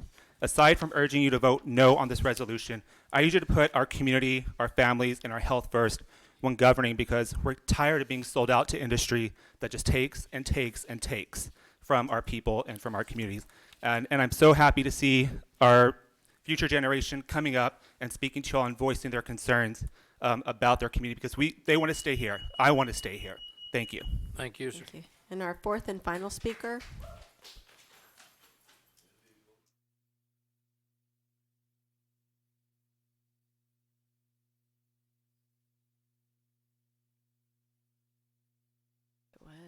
Once again, ladies and gentlemen, my name is Edward Marines. I live at 2323 Mary. It's, again, sad, and this battle is piss poor. I serve from a country and I serve from a community. I am here to oppose Lamar project for the homeless. We had a lady from the board of chairmen look into the records. They saw 40 incidents in November. We received a flyer of a sex offender molesting a 7-year-old kid, lives on Luna Street. Plus, how many more ex-cons and convicts living in our area? What future for our kids and our students going to Miller? We have a lot of elderly living in our area: diabetics, disabled, veterans, amputees, elderly that are homebound, bed-bound, Spanish folks that don't speak English, that are worried sick. These people earn their living, like me and my wife. We want progress. We want to retire here. Also, all this is going to bring our property values down. City Council at one point said we are looking at all vacant lots to build homes for people that want to make a living. Number two, all businesses are upset of all this homeless that are just looting our areas. You're gonna bring one business to ruin 20 businesses? Wrong.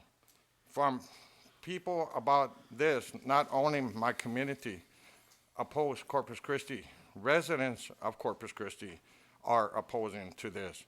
The same remarks, why in town they oppose.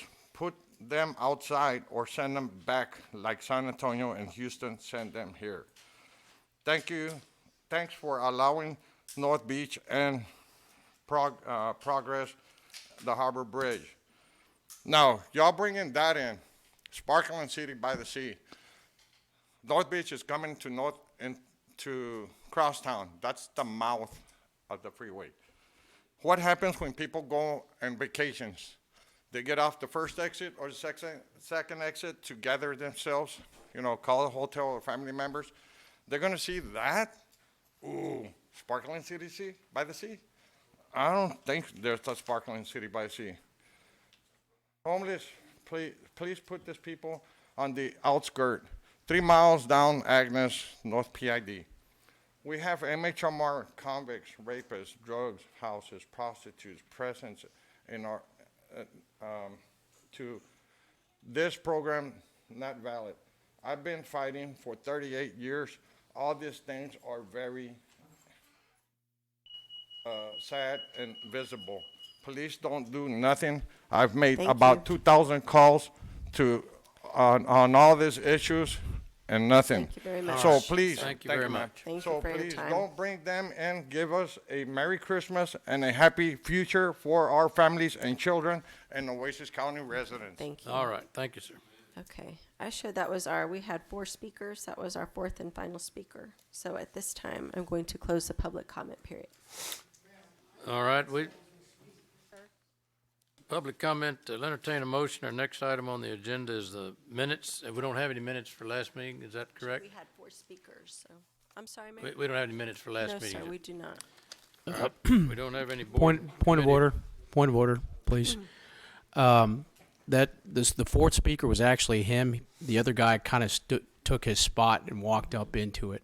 I think for fairness sake, he did identify as the fourth speaker. The other guy took his spot. Okay.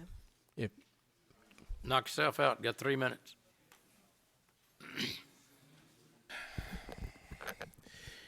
My name is John Medina. Here again, you're trying to cut me off. And it's ridiculous because y'all did point out my name and I was standing back there and you tried to cut me down. That's very annoying. Very, very annoying. But I came here unprepared, but I'm prepared to fight back with what's happening here in Corpus Christi.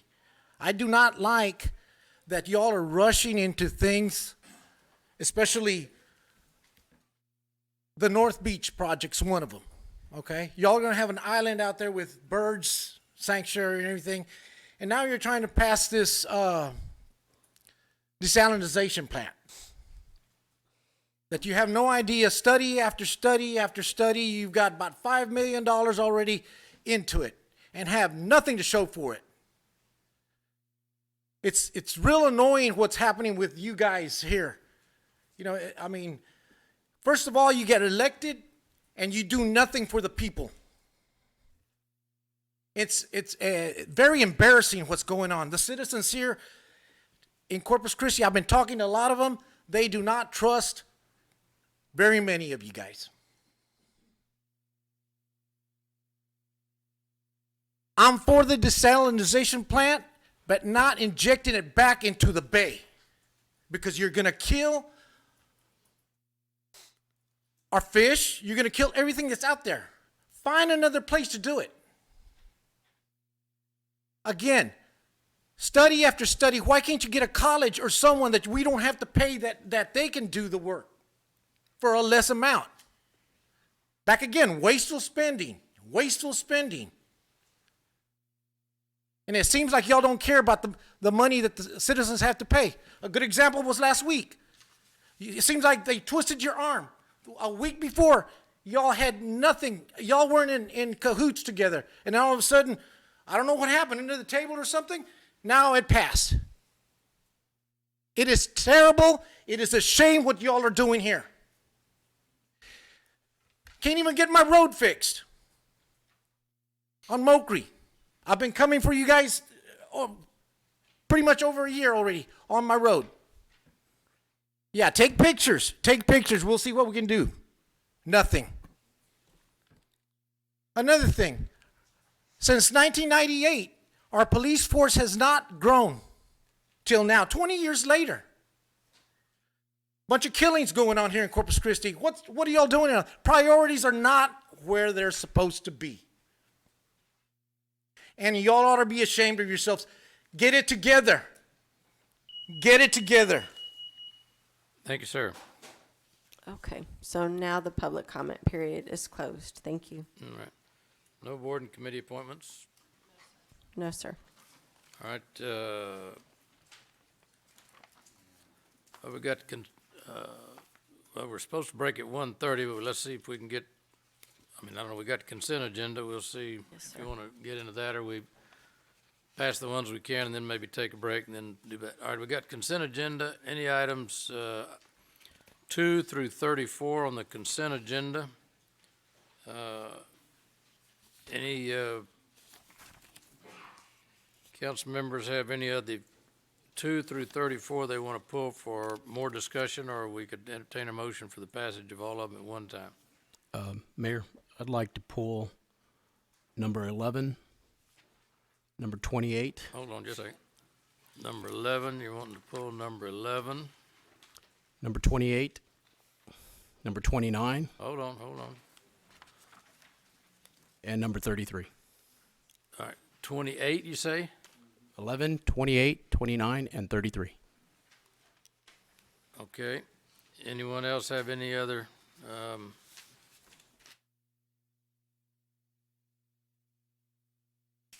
any others they want to pull?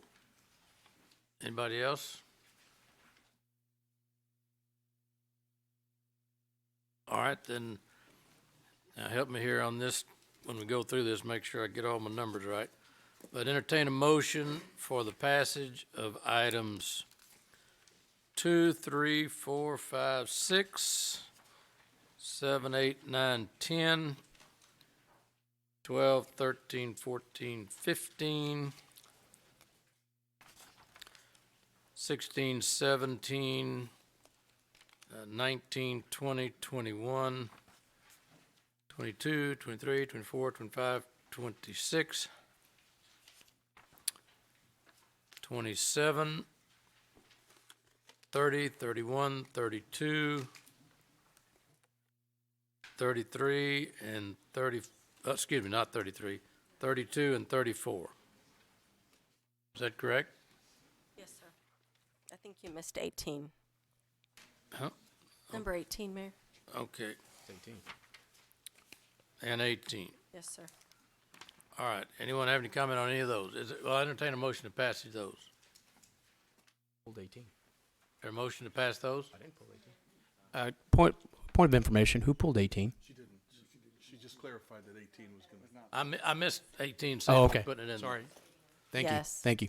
So, go ahead. So, Ms. Majardo made a motion to approve the consent Second. agenda. All right. Seconded. Okay. So, any comment on that? I think anyone that spoke today probably spoke on the agenda item, one of those that was there. You did not speak previously, right? All right, so is that one That's one that was pulled. Yes, sir. we're pulling it and have you an opportunity to speak on that in a minute.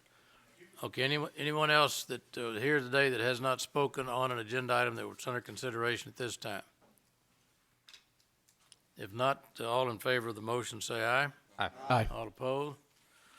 All right, let's quickly, go in the order they are. Mr. Hernandez, I think you had Number 11, yes. number 11? No, Yes, yes, Yeah. number 11. number 11. Who wants to handle that for the staff, or if you got a question you want to address to somebody? Well, actually, this is more of something that we're doing internally, and I wanted to kind of go through the presentation so it'd be visible to the community as to what we're actually doing here, because it would be something that is I don't know if we've actually communicated it outward before today. All right, and this is item number 11 that's, we've asked the city manager, the city secretary to look over the many boards and commissions that we have and bring back to us to see if we had any duplications or those whose purpose had been served and accomplished. And this is a report that she's done in her office. So, Ms. Huerta? Okay, so with that, City Secretary Rebecca Huerta. As the mayor stated, our office was looking into a review of city boards and commissions. At this time, the city doesn't have a sunset ordinance process for board and committees for those reviews. So in fall of 2018, I worked with A&M Corpus Christi to conduct a preliminary needs assessment of our board and committee process. And as part of that process, we further continued to look at boards and commissions. And at that time, we worked with Sandra Thaxton in the Strategic Management Division Department. She's assisted us with the second part of this review, which we're talking about now. So there are 28 advisory boards, and this review focused on those advisory boards only. We do have other boards, quasi-judicial boards such as Planning Commission, Board of Adjustment. Those were not included in this review. So here's a list of those advisories. The scope of the review was to gauge the efficiency and effectiveness of the advisory boards, make recommendations on elimination, continuation, and reorganization of the boards, identify areas of weakness or opportunities, identify areas of opportunities and areas of improvement in boards' operations, and determine the need for a review process. The criteria are listed in your packet and are here on the screen for you to see. And the staff evaluation process, at this point, I'd like to turn it over to Ms. Thaxton to review. So we conducted a very rigorous review process. We established the criteria, which everybody agreed upon. We developed extensive board surveys, which went out to all the departments.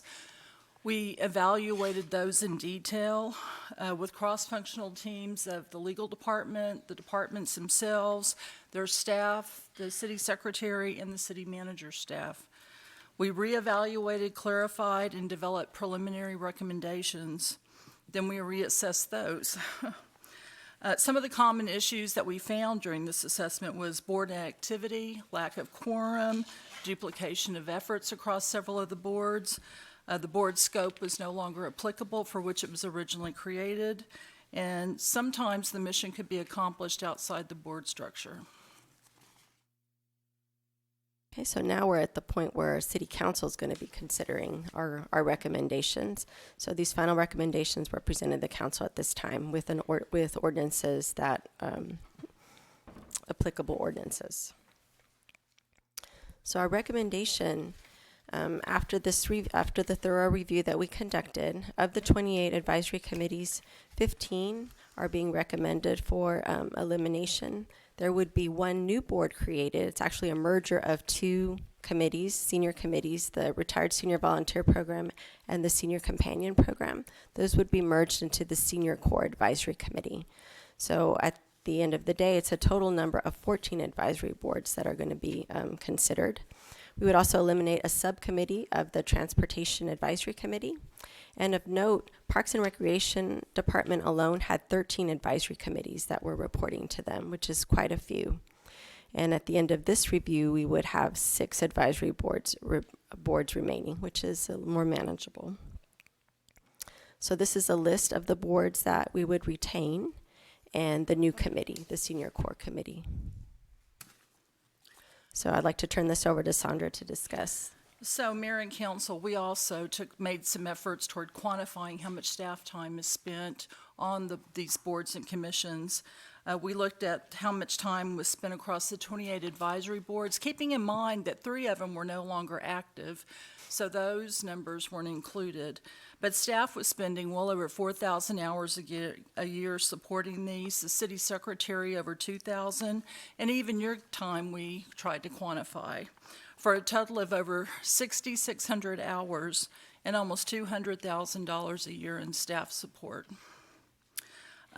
By supporting these eliminations, we'd save about 1 total FTE, 1,200 hours, and about $35,000 a year. So the benefits, overall, this strengthens and improves our program. It's a more efficient use of staff time and funding for department mission and goals. It strengthens and optimizes the remaining advisory boards by providing more effective communication, more effective recruitment, and underutilized board members could move to other boards to more effectively use their time. It reduces board vacancy rates and recruitment challenges and eliminates the duplication of boards or boards no longer active. the next steps in this process, step 1 right now is City Council consideration of our recommendations. Phase 2 would begin in January, and that would include, well, it started now, but we would like to bring it in January, and it would include a review of current board and commission policies and ordinances, considering best practices, and establishing a process for the creation, elimination, or continuation of our boards. And we would also conduct a review of the technical board, so Planning Commission, the Board of Adjustment, the other boards that were excluded from this current review. So that concludes our presentation. If you have any questions, we're ready to hear those now. All right. Okay. Do I still have the floor? Sure. Sure. Sorry about that. I want to thank you for all the hard work they did on this. I appreciate that, and I appreciate you even mentioning the phase 2 of this on how we're going to go about maybe providing for a sunset option with these boards going forward. Also, want to make a point of this discussion we had when we talked about this on specifically on the ISAC committee. Now, I don't have an issue with the ISAC committee and its existence. I just want to say that it's probably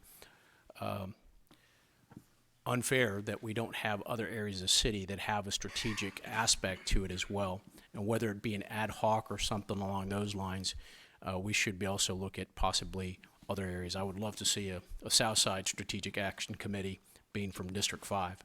So there's other options for us as well, and I wanted to point that out because it has some real impact.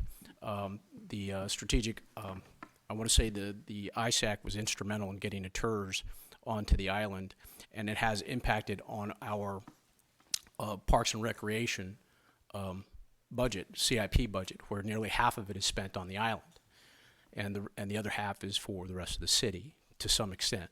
I mean, just rough numbers there. So I want to make sure that we have some sense of maybe some other point of areas that we can focus on. Like I said, have no issue with the island having an ISAC committee. Just want to make sure that we have some other options for other parts of the city as well. Thank you. Thank you for your input. Mr. Smith? Thank you. Mr. Zanoni, could we please have some clarification that half of the parks budget is spent on the island?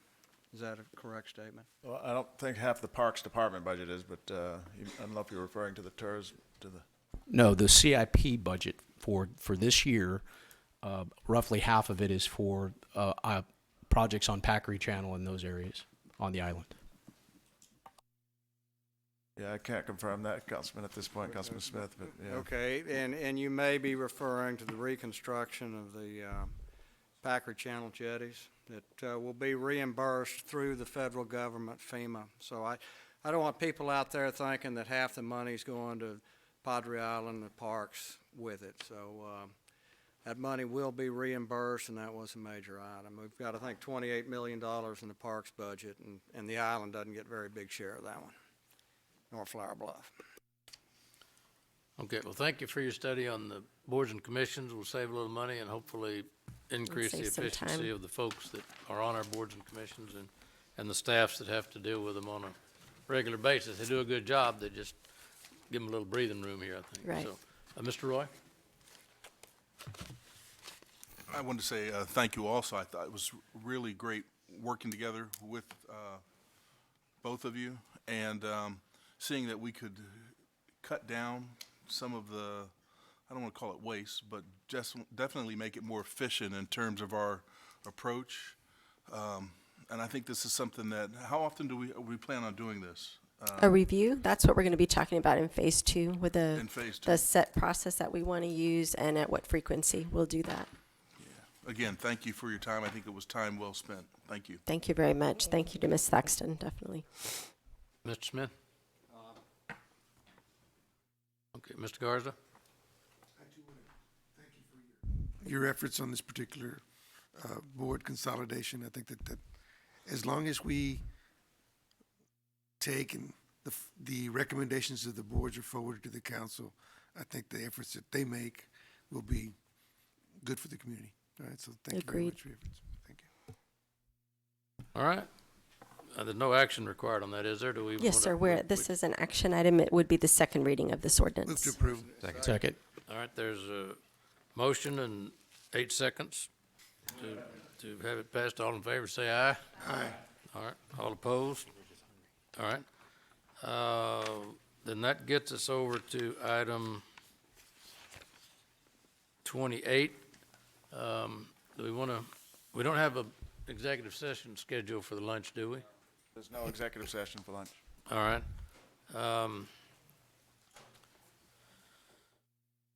Well, what's the council? You want to take our lunch now and then, all right.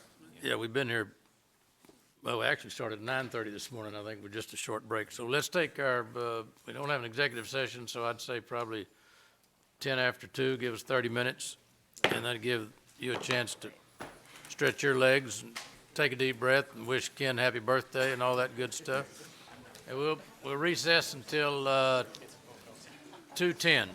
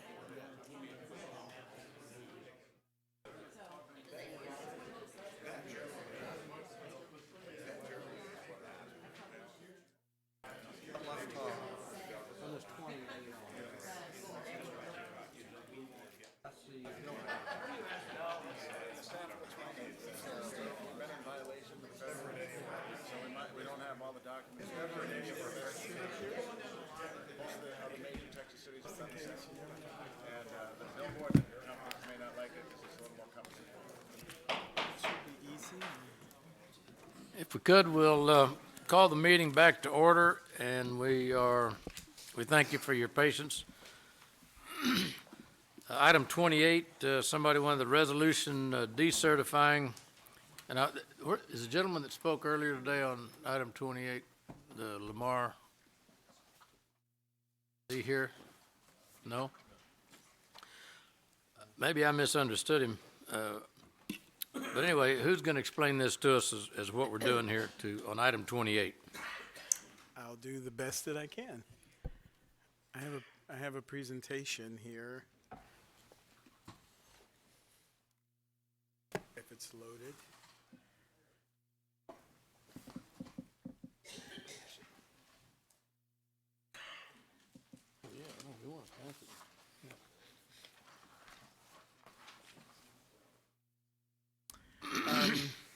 Good afternoon, Mayor and Council. Al Raymond, Director of Development Services. Nina Nixon-Mendez, Assistant Director of Development Services, will try to explain while they're loading the presentation. This resolution is to request to decertify Corpus Christi from the Certified Cities Program that's operated by the Texas Department of Transportation, and to reinstitute our annual permit fees for billboards, which was repealed inadvertently when we adopted the UDC in May of 2011. Here we are.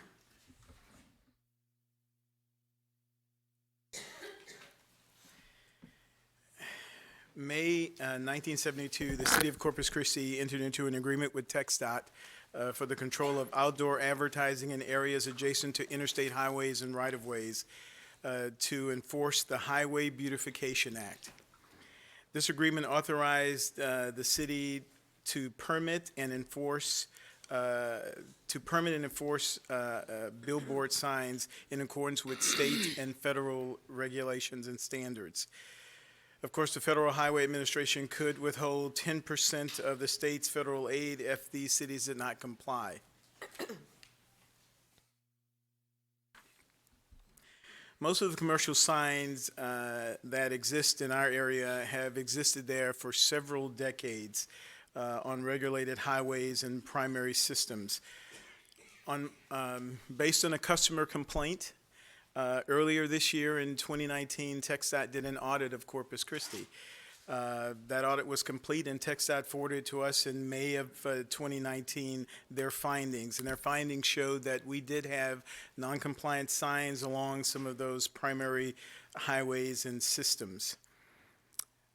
In general, there were 269 freestanding billboards. And of the 269, 68 were found to be non-conforming. The city, they were found to be non-conforming, and TxDOT presented us with two options. One, validate that those signs existed before the 1972 agreement that we entered into, and those signs therefore would be grandfathered, or produce the permitting that shows that they are compliant, and, or, I'm sorry, there are three options. Enact enforcement to have the signs removed, further spaced, or have the signs removed.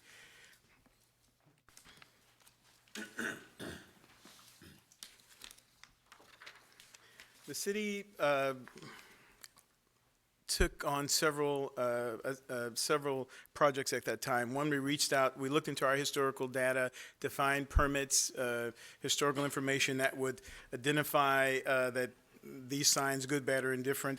We also reached out to the sign industry and the individual property owners to request, hey, do you have permitting, do you have historical permits that show that these signs were installed according to whatever regulation they were installed at the time that they were permitted?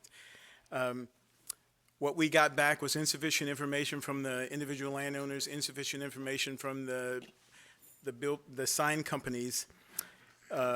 Therefore, we could not necessarily respond effectively to TxDOT with their request to us. So TxDOT, in effect, said to the city of Corpus Christi, we're going to give you a deadline. You either have an action plan, and the action plan required two main things. The action plan required that the city of Corpus Christi prove that the 6 to 8 signs are indeed grandfathered, or we have an action plan that shows how we're going to implement enforcement of those sign owners of the 6 to 8 signs. In general, decertification, in 2010, there were 60 cities certified in the state of Texas. Today, there are 30 cities that are certified cities in the state of Texas. Out of the 12 largest cities in Texas, as you see there, San Antonio, Austin, El Paso, Laredo, Lubbock, Garland are not part of the cities, of the certified cities list. Certification allows sign contractors to go to one entity, in this case, the city, a certified city, for permits to install signs. If we decertify, what that means for sign contractors is they'll have to go to 2 places. They'll have to go to TxDOT to get a permit, and they'll have to go to the city to get a permit. In addition, when the annual renewals come out, they'll get an annual renewal from the state, and they'll get an annual renewal from the city.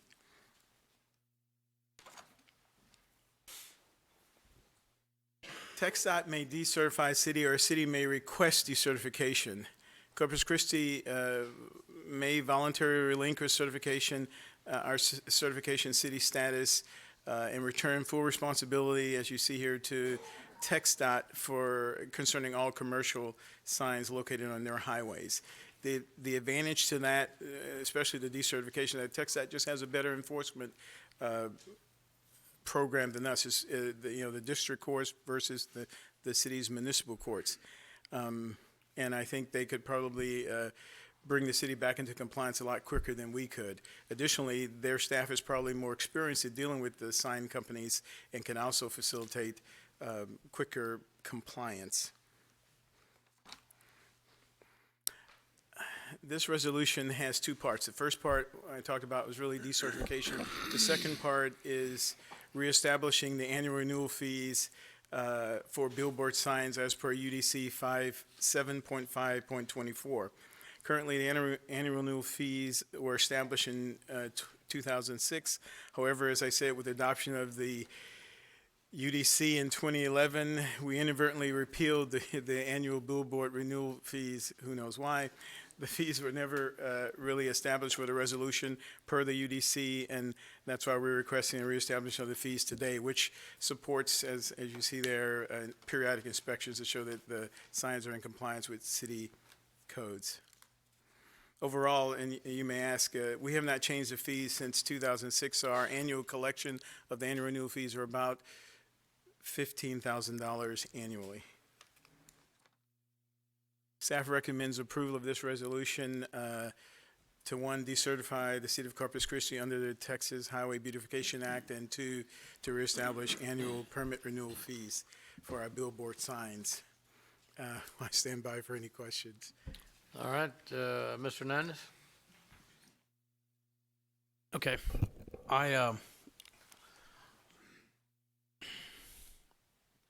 So the main concern here, realistically, is not being able to determine whether these signs, how many of the 68 were you not able to certify?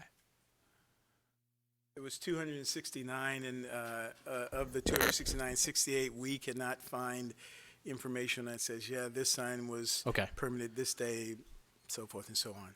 Okay, maybe I heard that wrong. I heard that of those, you were identified 68, and you were trying to go and figure out where those were. You were not able to certify those 68 at all.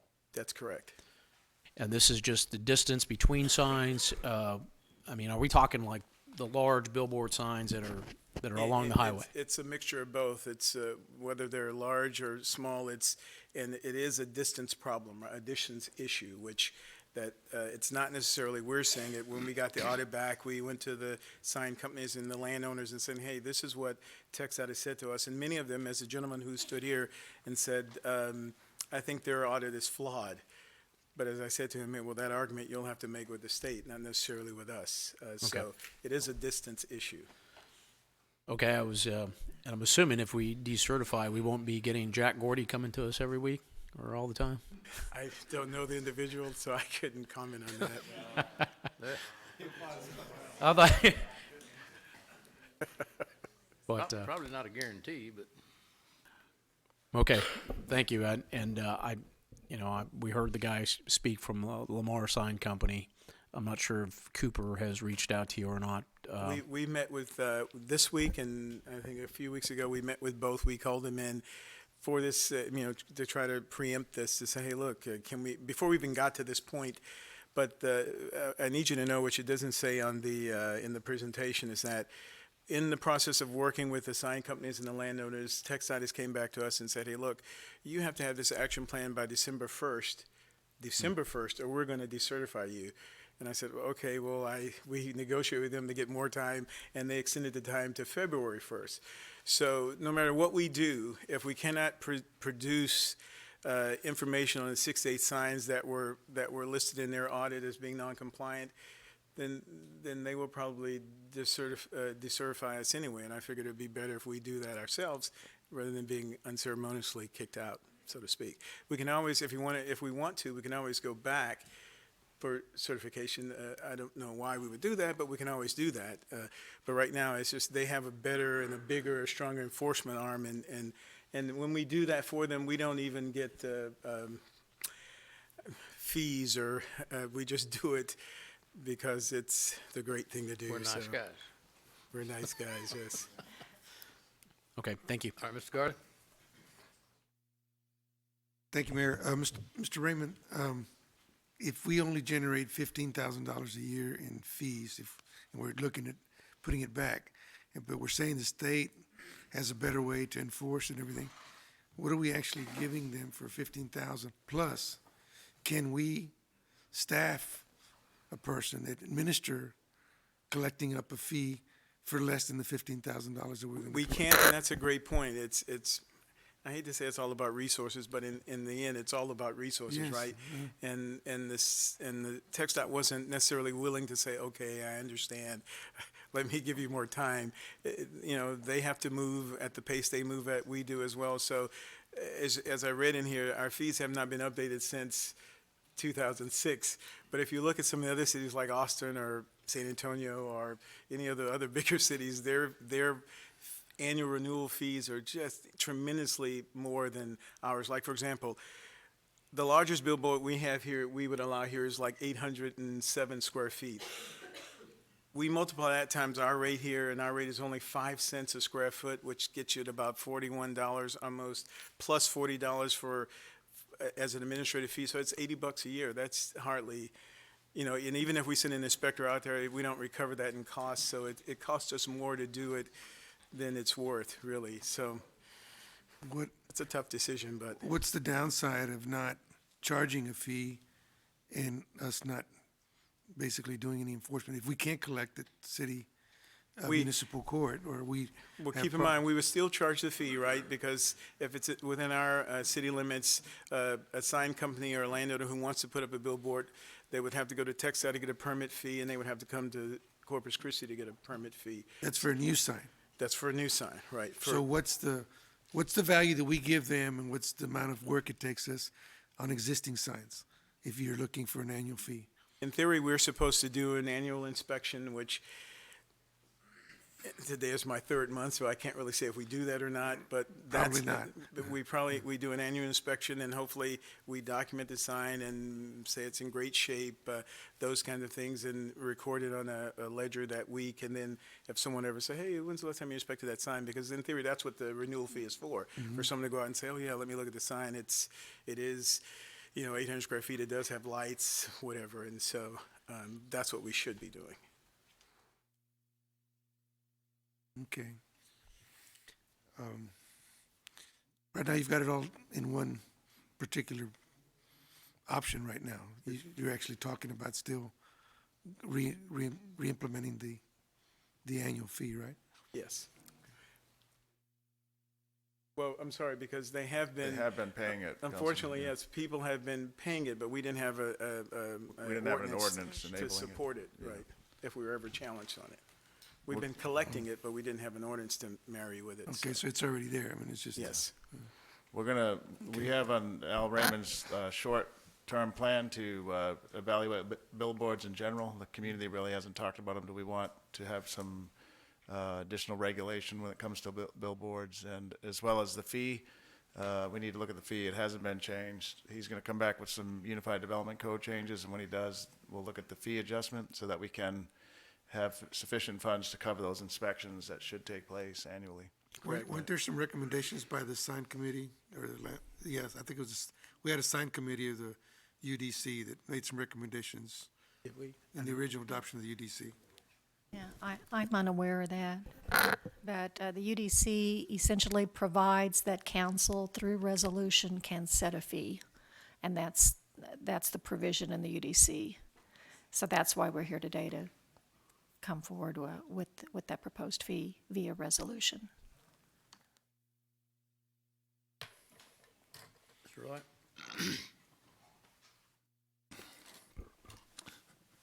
Excuse me. The question that I had, and I wish the gentleman that was here that gave the present or spoke during public comment, he said that they were close to reaching an agreement, and so he was urging us to basically let that negotiation go forward. Do you have an idea in terms of What he was talking about, he Yes. mentioned that on Monday too. But Lamar has about 42 signs of the 68. So even if, let's say, miraculously he says, "Oh, look, I've married all 42 up, and it shows that they're grandfathered, whatever," I still got the remaining signs that we need to do, and we need to do that before February 1st. So, and what he doesn't want to do, and I understand it, is that the real issue, the real benefit to certification really goes to the contractor, because he only has to come to one agency, doesn't have to deal with multiple bureaucracies. So in this case, as I shared with him on Monday, that's great, but really that ultimately will be between you and the state, not necessarily you, the state, and the city of Corpus Christi. And can I just add that, Al, when they began the assessment, the first thing they did was went to the sign companies and said, "Can you help us find documentation?" And they said no. Basically, They basically said, "No, we're not going to help you. You find it yourselves." They And said so- basically you should have the records, so. Yeah, so that's where we're at. We don't have them, that we've moved from various locations over the years, and we don't have them, so we thought the companies would have better access to them.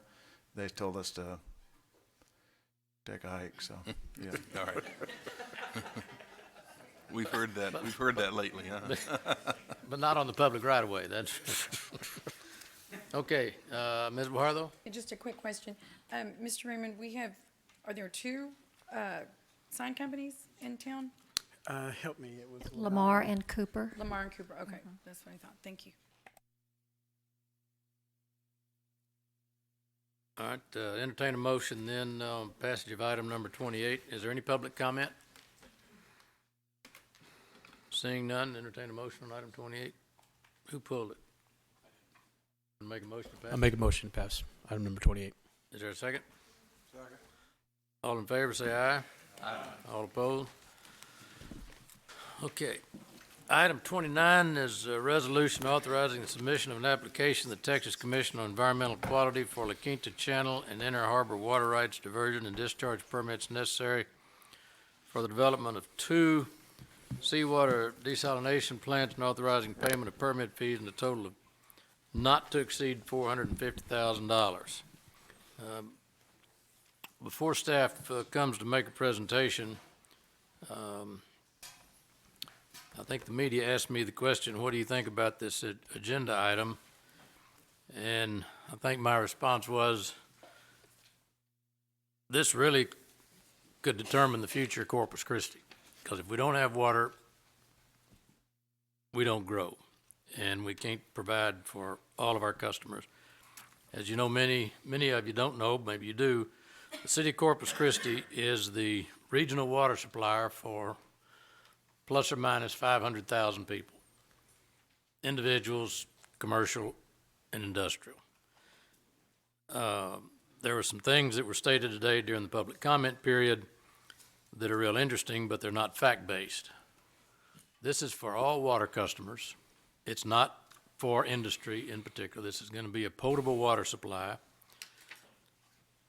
This process has been underway for at least 5 years to get us to this point. And it's had people in San Patricio County, Nueces County, the city of Corpus Christi, San Patricio Municipal Water District, all involved with trying to address the need for a long-term water supply for our community. Now, for those of you that have not been in or had participated in a city that goes through water rationing, then you really don't understand the importance of having an adequate water supply. I sat on the council back in the 80s when the city of Corpus Christi had to ration water because Choke Canyon was not complete. Mary Road's pipeline hadn't even been dreamt of. Lake Texana had not been dreamt of. And while we've got a lot of authority around this table, you don't have the authority to make it rain. And Lake Corpus Christi is recharged by rain. And so, and you've got a city that's running out of water. Lake Mathis, I think, was, somebody may know the numbers, I'm not sure you were here at the time. It was down to about 25%, 30% of the water.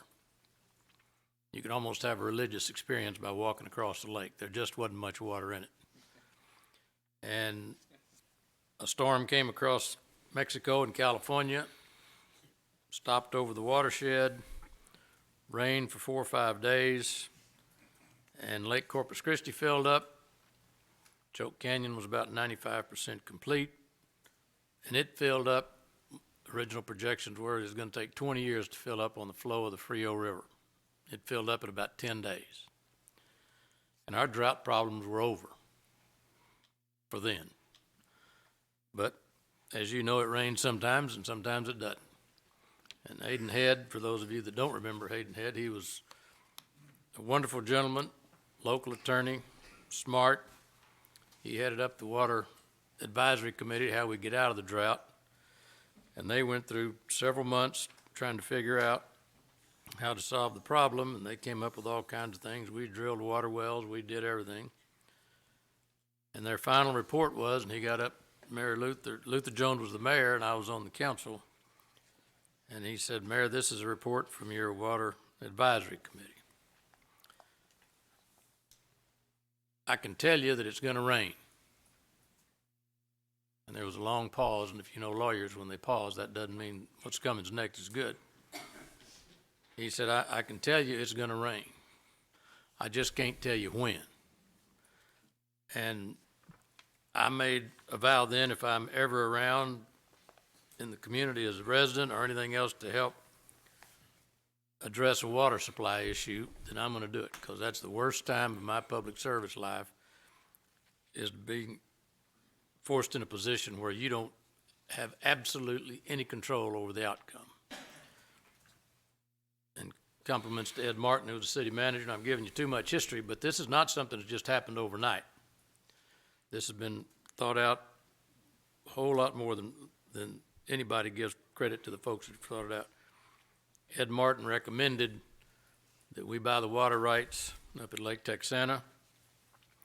We secured water rights in the Garwood, La Vaca Navidad, and then a few years later, I wasn't on the council, but under the leadership of Mary Road, they contracted with the Port of Corpus Christi. Frank Brogan, I believe, was the engineer at the time, to build the pipeline, which ultimately became the Mary Roads pipeline.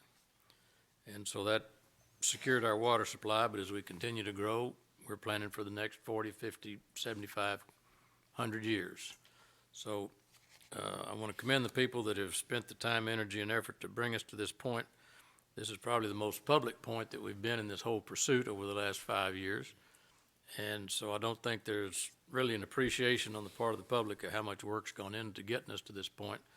But Dan, I'll pass it off to you and tell us what we need to do and how we need to get there to achieve our goal of making sure that we never have to have water rationing again in Corpus Christi, because the council and the community came together to solve a problem.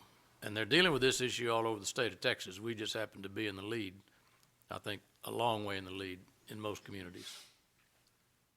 Good afternoon, Mayor, Council. Dan Grimswell, Executive Director of Water Utilities. Yes, before you is a resolution essentially asking for authority for the city manager to sign for the TCQ permits when we submit them. which will be right now the timeline is January, and to essentially authorize the funding needed to submit those applications. Right now, the resolution says not to exceed $450,000. So that's the direction we're heading with this resolution, and standing by for any questions. All right, on the, some clarification on the, as I understand it, the money that you're requesting is really fees that are established or levied by the state. These are not fees going to additional engineering. Is that correct? That is correct.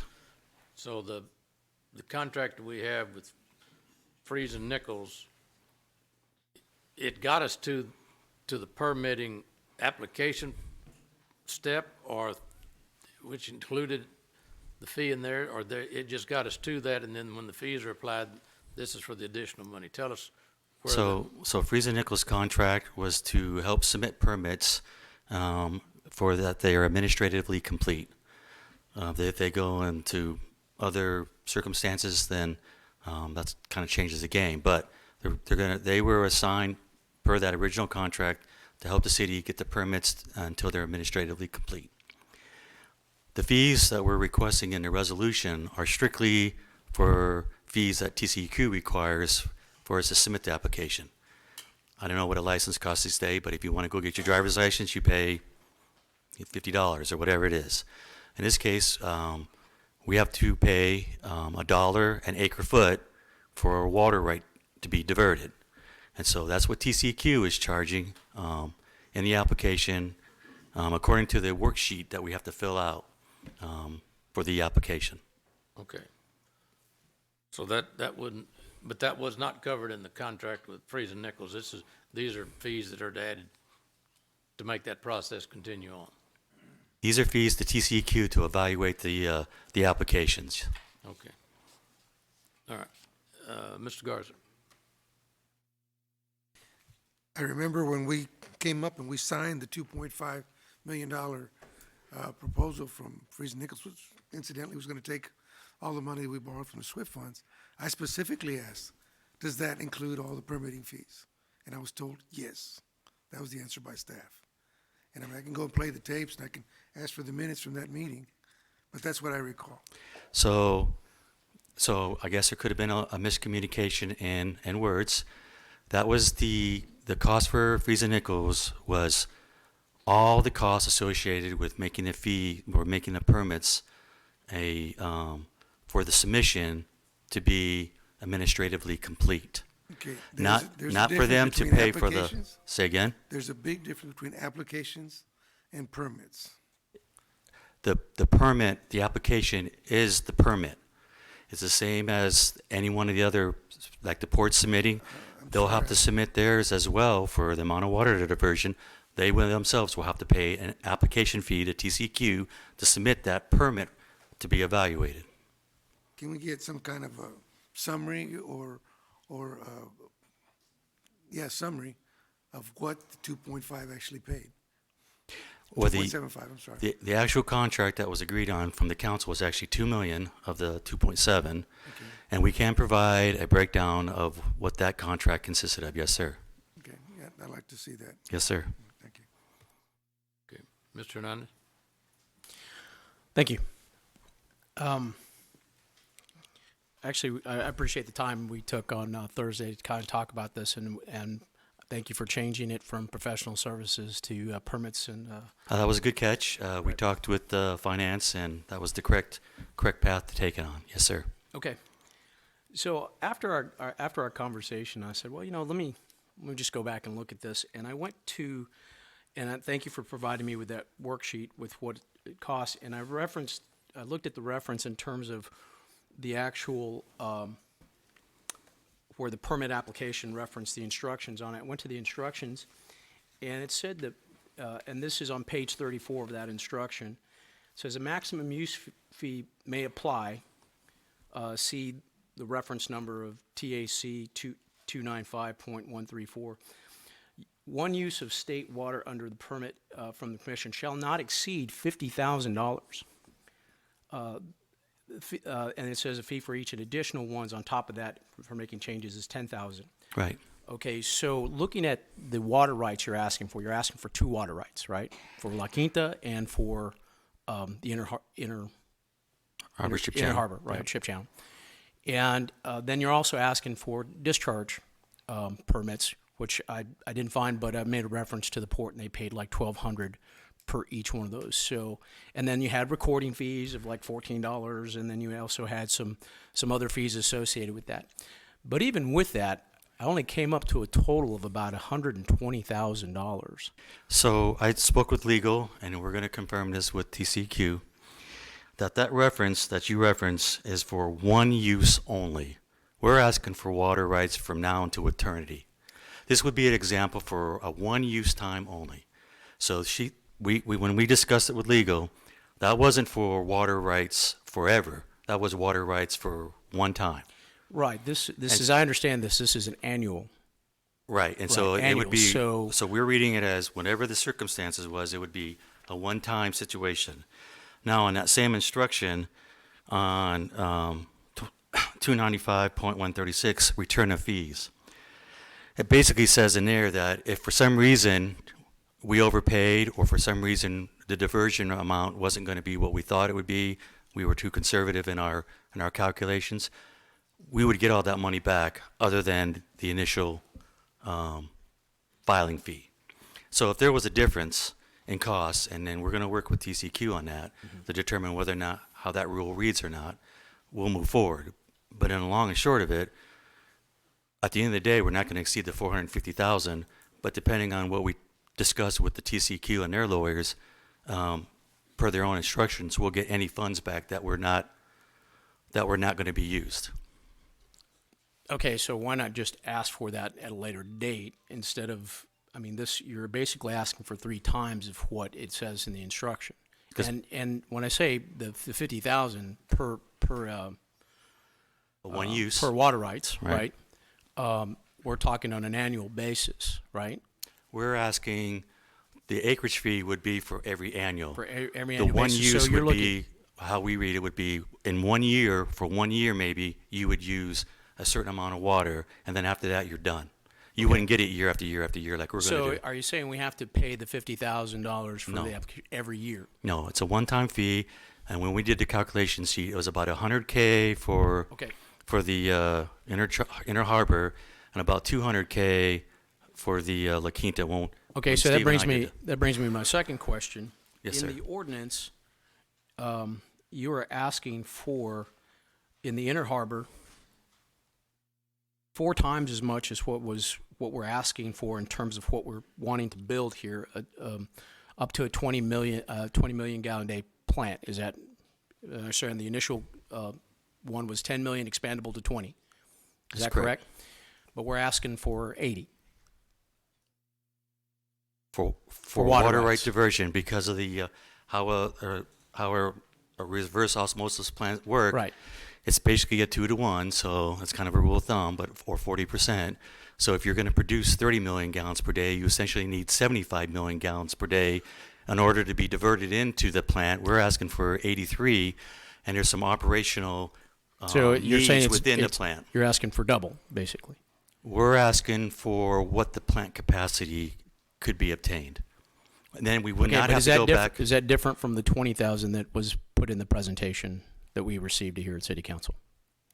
I'm not sure what you're asking me on 20,000. Okay, the plant to be built to 20,000 gallon capacity, expanded to that. The original one is going to be 10 with an expansion possibility to 20 million gallons per day. Is that correct? We're asking for water rights for 83? We're asking for water rights in order No. to take it to 30, actually. 30 million gallons per day. Okay, well, that's and that reserves our water rights for the bay, because if somebody else came in and they were going to build a plant and we only built our plant to 10, and we only asked for the water rights for 10, and somebody came in and said, I'm going to build one for 30, the bay is probably limited to a certain degree, and then they would obtain those water rights, and we might not have the opportunity later to get those water rights. Okay, so that brings me to the question on La Quinta. You're asking for a lot more there than you are in the inner harbor. Obviously, you're asking for twice as much as you are in the inner harbor. So you're not actually so that also was a 20 million gallon a day plant based on the presentation. So you're actually asking for a lot more there, and you're talking about getting the Water rights. the water rights to prevent anybody else from getting in there, such as Ingleside. Is that correct? I don't know if I would look at it as strict as that. We're putting in what the plant maximum amount would be asked for, because from a scientific standpoint, we think that's what we can achieve, and so that's the water rights that we want to have starting today and into the future, and so we can expand the plants to the levels that we requested in the permit, 30, 40. So we're asking for the water rights, and that one could be somewhat conservative, but we're asking for the water rights in order to ensure that we can build the plant out to the size that we want or need from a water demand standpoint. Okay, so looking at that from the water rights perspective, have you been in communication with other stakeholders in the Inner Harbor, such as CC Polymers or the Texas State Aquarium, in terms of, because they do get their water from the entrance of the harbor? I haven't personally met, but the Friesen Nichols group met with the Texas Aquarium, and according to that meeting, there wasn't any indications that they had any concerns with the desalination plants. We have met with CC Polymers. I have met with the general manager and the second in command. I can't think of what his position title was. When was that? When was that? Probably about 2 months ago, a month and a half ago. They came over talking about moving forward with their plan, and we're putting a new water line under the ship channel, which is near their plant. And we're trying to determine what size that water line should be, and we're working with the port with that, because the port's, right now, it's willing to pay 50% of that line, and we're working through a relocation agreement with them. Regardless, CC Polymers spoke with us because they were interested in what size that line might be and possible backup water. We actually did get a letter of intention from them stating this, just that. But when I met with them to follow up with that letter of intention to see where they wanted to go, because they were also thinking about helping pay for that new water line, they decided that their focus for their company was to get their plant running to include a desalination plant, so they weren't interested at this time to move forward with the letter of intention that they had sent the city. So yes, we have spoke with stakeholders, and we speak with the port, and we just gave the port the presentation that we provided you. We provided them on the direction we're going and how much we're using and so forth. So yes, sir, we do keep stakeholders informed. So the port, speaking of the port, they're a little bit further along in asking for water rights in looking at the channel. Yes, I know. On our part, I believe they're asking for 101,000 gallon per day in terms of the water rights, and they're actually about halfway through, about to go to public notification next month. So what they have submitted right now, and I'm sure they can correct me as needed, but they have a discharge permit for the Harbor Island for approximately 95.6 million gallons per day. They have not submitted a water rights permit for the Harbor Channel, and they are in the process. We looked on, Steve and I, on TCQ website. The one that has moved forward is the discharge one, has already been accepted, and I think administratively complete, and that was for approximately 19 million gallons per day discharge. And they've submitted for, this is the La Quinta Channel, and they submitted an application for a 30 million gallon day plant with a 90 million gallon per day diversion for that permit. So they're asking for a diversion of 90 million gallons per day. I can check my number on that just to make sure. Yep. Actually, it's 90.4 million gallons per day. So they're actually asking equivalent to what we're asking for a 30 million gallon per day plant, the same as we're asking for the Inner Harbor. We're asking for 80, what is it, I have it written down, 80 something, 89, 86. They're asking for 90, so. Okay. I actually reached out to some of the stakeholders. I reached out to the port. Their permit fees were about $7,000. They have a different use. I believe they're asking for industrial water, but I don't know what that is. But it's a lot lower than the $450,000. Also reached out to the Texas State Aquarium, they're not aware of the amount of discharge permits that we're asking for. I suggest you reach out to them. Yes, sir. I also reached out to CC Polymers to see if they were aware of what we were asking as well.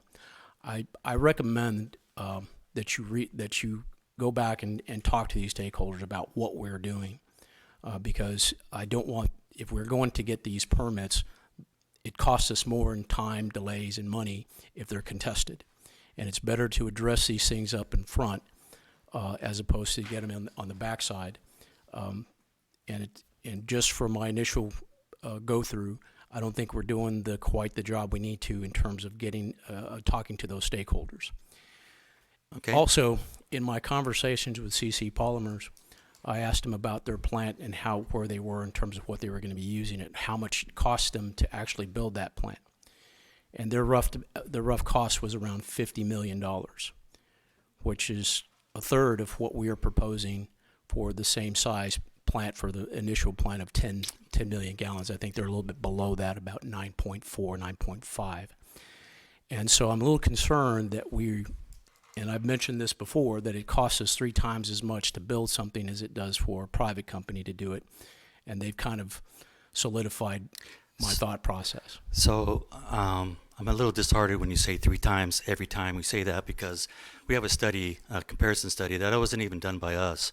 It was actually done by the port, that shows that that's not quite, because if you look at their substation and their components and their discharge, it's very integrated into their polymer plant.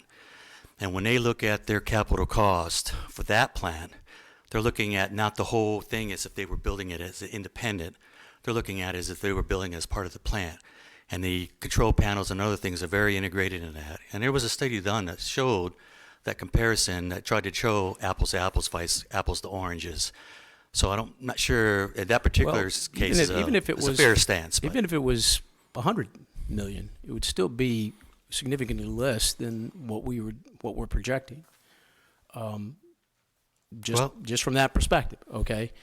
The fact that they also have capacity to double and they have the permit to double. I'm sorry, Mayor. Let me just finish my thoughts here.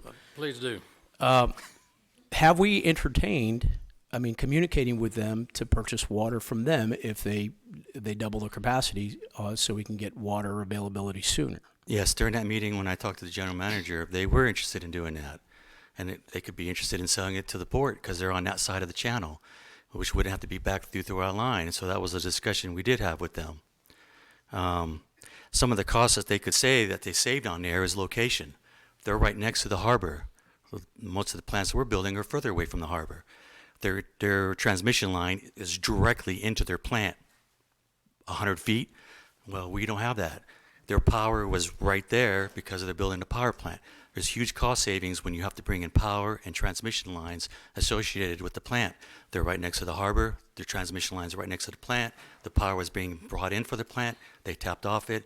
So again, the comparison is not quite the same as when you're building an independent plant in a different location. So, that should be with us in mind of saving us money because somebody else already built something. I agree, and that's why we did talk with them about future water purchases, but right now they're very focused, and that's the meeting I had with them. They were very focused on trying to get their plant up and running and producing. Okay, thank you. Mr. Smith. Thank you. I'd like to thank everybody that came up for public comment on there. That I think all of the citizens of this city and this area, we're very concerned about what happens to our area and in particular our environment. Where other cities in this state haven't paid that attention, we have in detail. And I'd just like one of the comments, or several of them, were about the killing of the bay.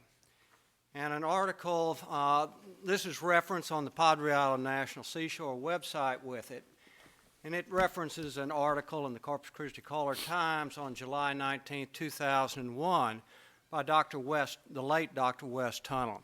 And he probably was the most knowledgeable of everybody about the Laguna Madre. Now, Corpus Christi Bay is not hypersaline. It is saline, but not hypersaline. The Laguna Madre, which connects in, is. So the article was Protect the Laguna Madre. The Laguna Madre of Texas is one of the 6 hypersaline coastal lagoons worldwide. The scientific uniqueness and significance of the Laguna Madre is unfortunately known only in scientific circles.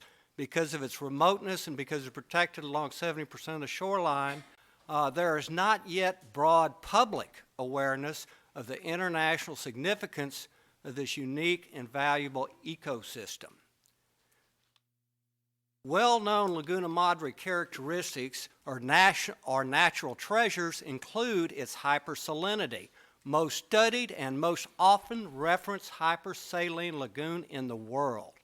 It accommodates numerous protected species, migrating and winter shorebirds, some of the most extensive colonial waterbird rookeries in Texas are there. The Laguna Madre is one of the most productive Texas Bay fisheries. Currently is one of the best places for recreational fishing for red drum, black drum, and spotted sea trout in North America. And what I'm trying to say is killing of the bay, we're adjacent to the Laguna Madre. And like Dr. Tunnell said, the most studied in the area. So yes, there might be a small salinity change in Corpus Christi Bay. Particularly, I wouldn't support anything in the Oasis Bay, the recruitment of larval, or Harbor Island for that matter, which is at the interchange of the Bay system and our Gulf system. But this is something that has been extremely looked at. We are adjacent to one of the most in the world hypersaline. So this putting a little bit of extra concentrate out in there. And when you look at the Bay system, the hundreds of thousands of acre feet, we have about a million acre feet sitting in the bay. Some of these numbers sound real large. You know, we got 100 million gallons a day. But when you look at it in the totality of that system, it isn't that large. You look at the exchange at the Aransas Pass, which we call the ship channel. That's 1,400 feet wide. It runs 50 to 60 feet deep. Currents can run up to 6 feet per second. There's a huge amount of exchange going there. We look at the Packery Channel, which we dredged here. We have a fair amount of exchange coming in.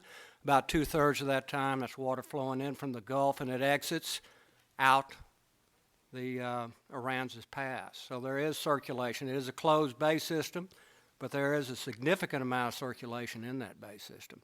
And I think this has been well studied. It's been studied by UTMSI. It's been studied by the various agencies at Texas A&M. We've been working on this for 6 years, and I would not support anything that damages our bay system. But like some of the rest of us on here, we followed this very closely. I think we need to do a better job of reaching out to the community on there and informing them of what the facts are about this. So thank you.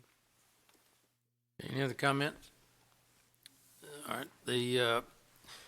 And then there were some comments that were made that I think were not quite accurate in that, again, this water, the target for this project is potable water. That means it's for all 500,000 customers that we have, plus or minus as the regional water supplier. Polymers or something, they built their own desal plant, but they're looking for some kind of backup in case they have a fault. The Port of Corpus Christi is going through this exercise, but I'm not aware that they've got any customers at this point. So we've got 500,000 that we're concerned about. And Port Industries has really aided us in this, and it's because, one, twofold. One, I think Port Industries are very good corporate citizens and do many good things for our community, whether it's providing for Driscoll Children's Hospital through contributions, whatever other community volunteer organizations, cash donations, employee participation, and then also wanting to ensure that we have these additional supplies of water because of their employees. And so on a voluntary basis, Port Industries, effective after some long discussions,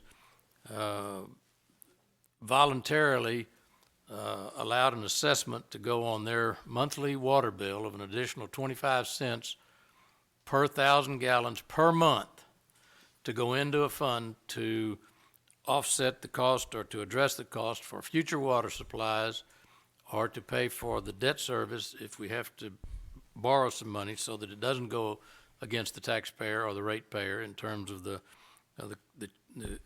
impact on the fees, and to make it very rate neutral in terms of the impact of finding this additional water supply. At the end of the first fiscal year, which was September 30th, 2019, I think, completed the first fiscal year of that collection. That future water fund had approximately $4 million donated as a volunteer basis by the port industries. Not a dime of tax money in that. But the results of what that is going to allow as a future water supply is going to be available to all the ratepayers, whether you're using it here at City Hall to wash your hands or water the yard, or if you're at your house taking a bath, whatever it is, that water is going to be available to you just as it is industry. So Bob Paulison is the executive director of the Port Industries. I'd like to ask him if he would have any comment at this point and publicly thank he and his organization for their support in helping our community move forward for the future for years to come. Well, thank you, Mayor. Good afternoon, Mayor and City Council. I actually do have some comments I'd like to make. I'll follow the public comment format. So good afternoon. I'm Bob Paulison. My address is 15821 Almeria Avenue here in Corpus Christi out on the island. I'm the Executive Director of Port Industries of Corpus Christi, and I'm here today representing the Port Industries, which is an organization of 19 member companies that includes refiners, chemical manufacturers, and the supporting distribution and terminal facilities and other companies in Nueces, San Patricio, and Clayburgh counties. On behalf of all the member companies, I want to comment publicly that we appreciate the city's various efforts to ensure that the region has a reliable supply of water. And in particular, I'd like to thank the city, both the City Council and the staff, for the efforts over the last 5 years where a number of alternative water supplies have been examined in an effort to increase the drought security and overall robustness of the regional water supply system. And as has been talked about at earlier City Council meetings, those alternative supplies, in addition to seawater desal, include aquifer storage and recovery, groundwater, and effluent reuse. So thank you very much for all of the work that's been done to strengthen the regional water system. Water is certainly vital to all of our facilities' operations, but having a drought-resistant supply doesn't just benefit the companies. It supports the overall economic health and the well-being of the entire region. The city needs to have a portfolio of reliable, sustainable, and diverse water sources. This is important for the entire community as we continue to grow and to attract new residents and businesses to the area. Over the past several years, 5, as has been discussed, the City of Corpus Christi, the San Patricio Municipal Water District, Port Industries, the Port of Corpus Christi, and the Corpus Christi Regional Economic Development Corporation have been focused on this issue. The group has worked collaboratively with the goal of achieving a drought-proof water source for the area. Additionally, as I mentioned at the beginning of my comments, the city has been examining a number of alternatives. We agree with that approach, and we agree with the decision to proceed with the permitting of desalination facilities at this time. Other sources may be able to bring additional diversity to our water supply, but the work that has been done over the past few years leads us to support the city's immediate strategy of continuing to move forward with the development of desalination to meet the currently known demands for water in our area so that the region will be ready to execute and implement a solution when the time is right and when it's necessary to protect the water supply of the region. All of our water resources are important, especially the bays and estuaries. The impact of proposed facilities on the bodies of water that they will utilize has been studied at multiple points over the last 5 years, And that initial work will be expanded and scrutinized throughout the permitting process, as we are all well aware. As you mentioned, Mayor, the working group's efforts, along with the city, resulted in a program where large volume water users, and I will say many of the large volume water users are Port Industries members, but not all of them. There are other large volume users who are also voluntarily paying the 25 cents per 1,000 gallons consumed. They're voluntarily paying this significant surcharge to provide funds for the city's future water supply. And as you pointed out, the city has committed to use those funds towards ensuring that we have reliable water supply for the entire area. In closing, Port Industries appreciates the City Council's willingness to continue to make a sustainable water supply a priority, and I thank you for the opportunity to comment today. Thank you. And we have several Port Industry folks. Brian from San Patricio Municipal Water District is here, and there's constant communication with him and the city of Corpus Christi.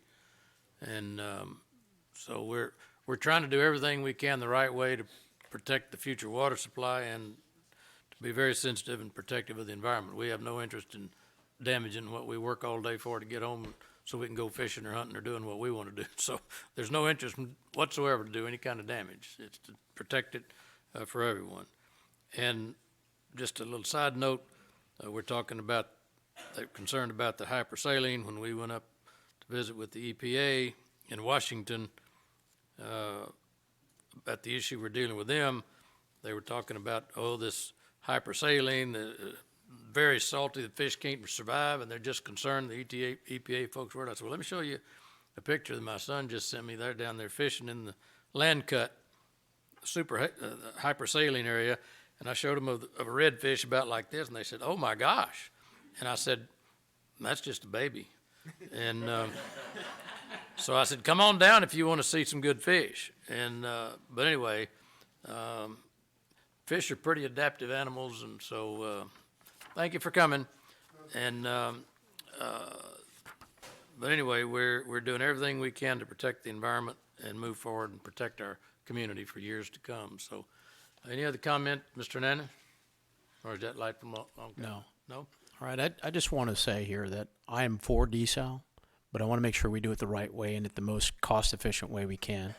And I still think that doing it through a public-private partnership, instead of taking on the debt as a community, is the best way to do this. Now, I'm not sure if there's a apprehension on public-private partnerships for the city or for anything for other reason, but I also want to make sure that we're addressing the stakeholders here involved. So we include them, so we're not fighting a contested permit through TCEQ on the backside that would cost not only us delays, but would cost them money as well as us. So please, I want to say that for the record that I am for desal. I just want to do it the right way. Thank you. Well, and I appreciate his concern, and I think all of us are that, but so that the public understands that we have not left any rock unturned.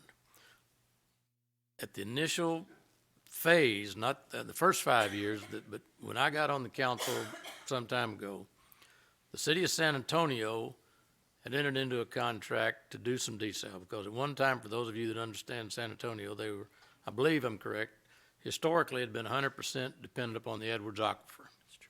And they realized that the Edwards Aquifer, just like Lake Corpus Christi or Choke Canyon, is dependent upon rain for recharge. The good news about the aquifer is it doesn't evaporate at the rate that the lakes do. But anyway, it depends on the rain. So San Antonio began a plan for diversification to try other water sources to supplement the Edwards. And Mr. Zanoni was there through some of that, so he can verify this, and I haven't talked to him about this. But if I say something wrong, speak up after I get in private. No, speak up now, because I have no interest in misspeaking. They were San Antonio Water Authority, and that's the other thing, that's a separate corporation. They entered into an agreement to do a 3P or P3, which is it? P3. Saul's position was, we really don't want to fool with this. We just want to be able to contract with you and turn on the spigot and have water. Right? That's correct. So they entered into a contract with a group to provide them water from some aquifer and get it down there. It's called Vista Ridge, and it was going to produce them 35,000 acre feet a year. I want to say 50 million gallons a day. Well, I think the number I remember was about 35,000 acre feet a year. I don't know. Right, it could be. I don't know how that calculates out, but what made me remember that number was that number versus what we're required to release on an annual basis from Lake Choke Canyon. So we go up there for this Vista Ridge project to see what they were doing, how they were going to do it, and it's somewhere up, I think maybe not north of Waco, but it's somewhere up where Vista Ridge is going to pump it back down to taking groundwater, cleaning it up through desal and sending it down to San Antonio. The contracted price, when we went up to make our visit with them for that 35,000 acre feet of water, at that time, was $900 and something million, almost $1 billion for 35,000 acre feet. But all the people had to do was turn on the spigot. But where we're paying $2 or $3 a thousand, I think they're going to be paying $5 or $6 per thousand. And the more I heard about that project, the closer it got. That 800 and something, or that $1 billion had gone to almost $2 billion. At some point, I think we're all, and nothing's been taken off the table. Once we get all the ducks lined up, whether the city builds it or we contract through a P3 for somebody to come in, because the Freeze and Nichols is not a design project. To design it, build it, and operate it. Those decisions are still to be made in the future. All we're trying to do is position ourselves to move forward. It's a three-point deal. On your mark, get set, go. So we're on our mark, we're trying to get set, and before we pull go, that decision will be made. But we've got to be ready to go before we can say it. So I agree, there may be an opportunity for P3 potential to come in here and do it. But we're just trying to get that position. So every rock has been unturned to try to make this as economical as we can make it. So anyway, anybody else have any other comments? Entertain a motion. They said Vista Ridge is 50,000 acre feet. Excuse me? If you spoke during the public comment, no, sir. If you did not speak, if someone's here that did not speak in public comment, they're certainly welcome to.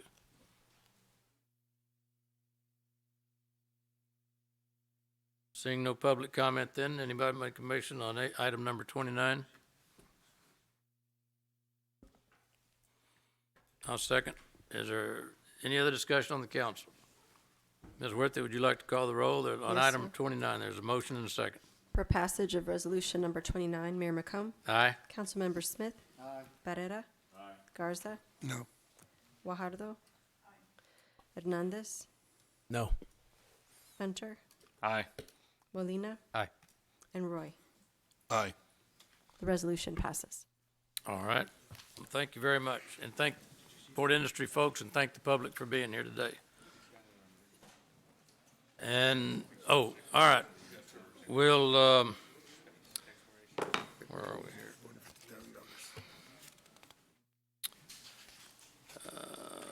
At this time, I'm going to recess the city council meeting we have a TERS 4 meeting scheduled for 3 o'clock, and I apologize. Saw Commissioner Vaughn and Judge Canales, and who else?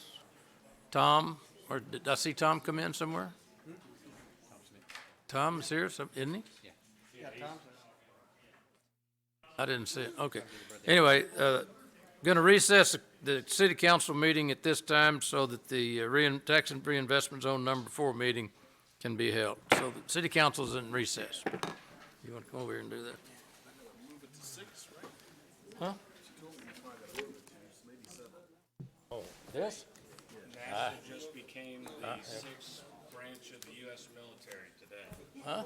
Yeah. NASA? The U.S. Space Force, NASA, yeah. They're now part of the military. Just got it.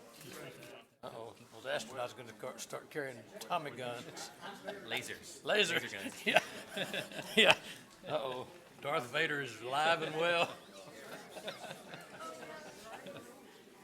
All right, let's see. Is this my turn?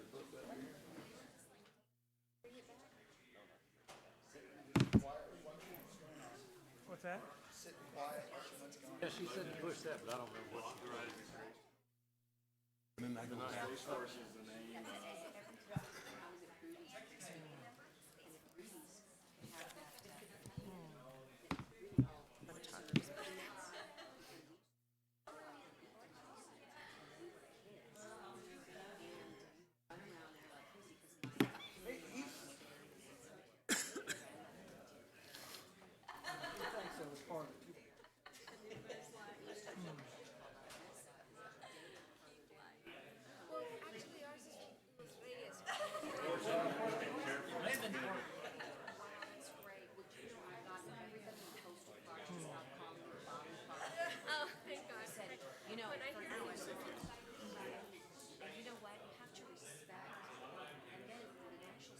Are you sure that wasn't fake news? No, it's real. Okay. It's real. It's in the 2020 defense budget.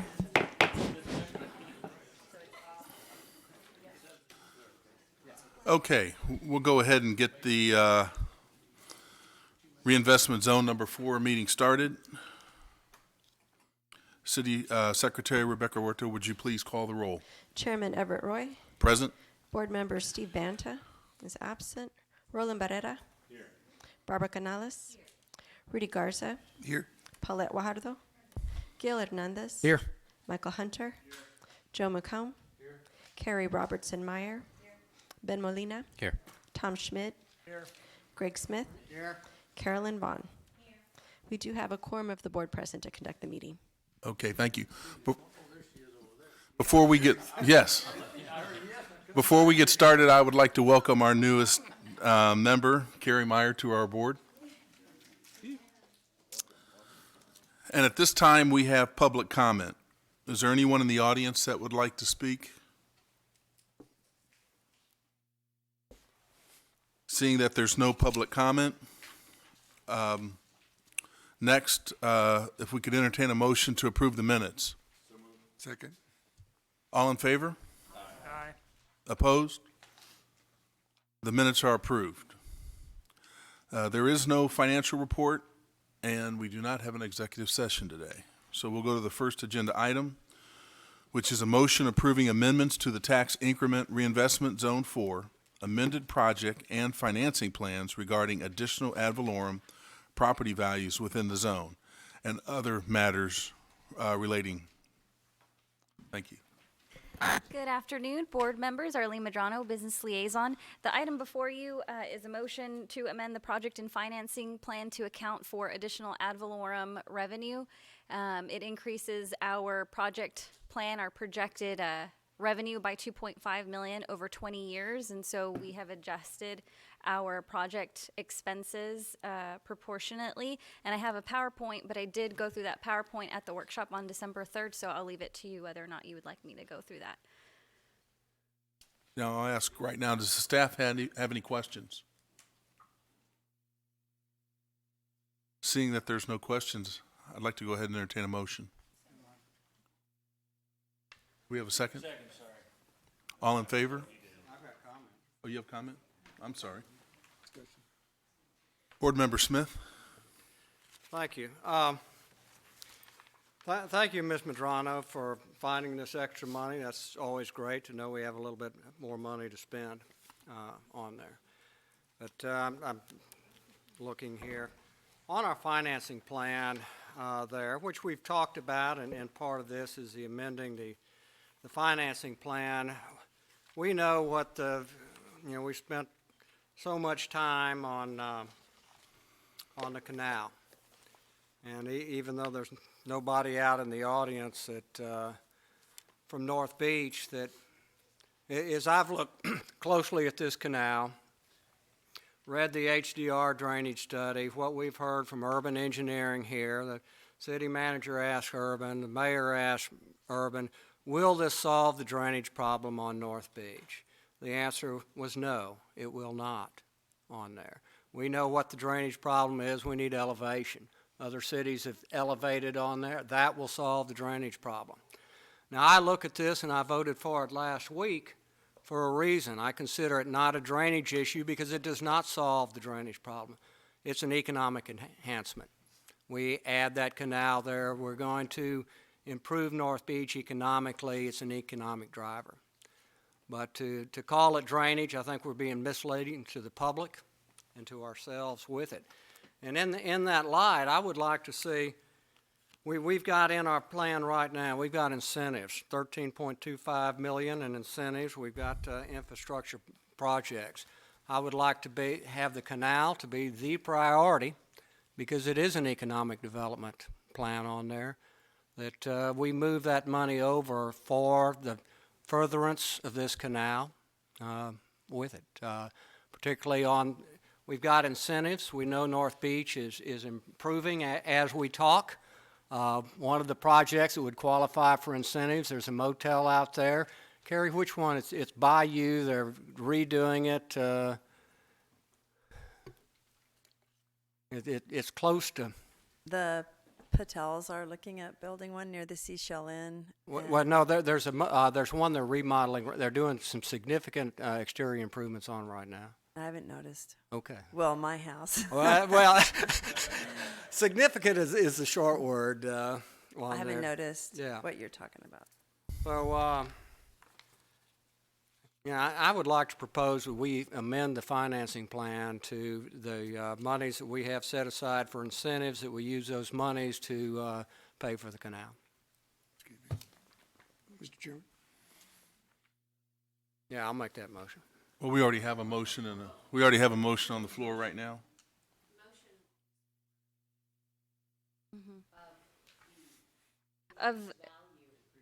It's for adoption of the project plan with the amendments that are in red. So these are the proposed amendments to the project plan. So if these are not going to be approved, does that require a motion and a vote down and then a new motion? Well, he can make a motion. So there's a motion to amend this. We can take the motion to amend first and then do the primary.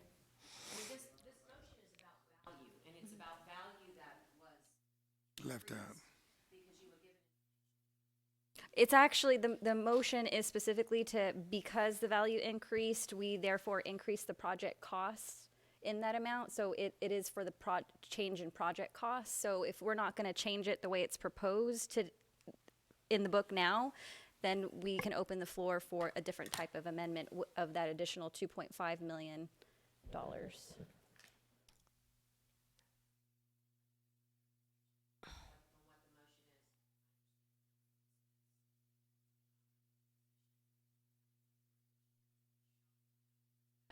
Drainage.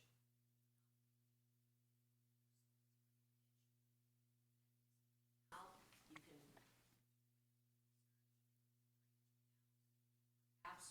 canals are absolutely used as a remedy. Thank you. Drainage canals are absolutely used as a remedy for drainage. If we're going to have a discussion about whether or not this canal is for drainage, I would suggest that we bring experts in who are engineers who create drainage ditches all over this country. It is absolutely a remedy for drainage. Just because it doesn't solve your problem 100% does not mean that it is not a drainage project.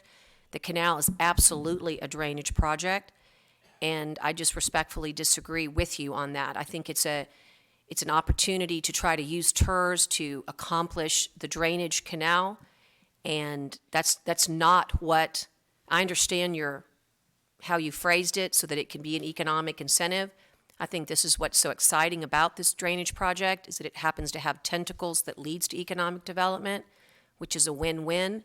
But to take a TERS and use it for drainage when it is your mandate as a city to provide drainage is quite frankly wrong. Okay. The TERS is an economic incentive tool, and for all the good reasons that financing plan talks about beautification and parks and structures and sidewalks and parking, all of those things are appropriate uses for TERS, and drainage is simply not. And this canal is absolutely an opportunity for drainage. That's what urban engineering came to tell you. It's what you hired them to figure out whether that would be a remedy for drainage. And the fact that it doesn't solve all your problems, you'll have to take that up with Mother Nature. But there's no doubt in my mind that if that's where this is going, that's an improper use of this amendment and this agenda item. Board Member Garza?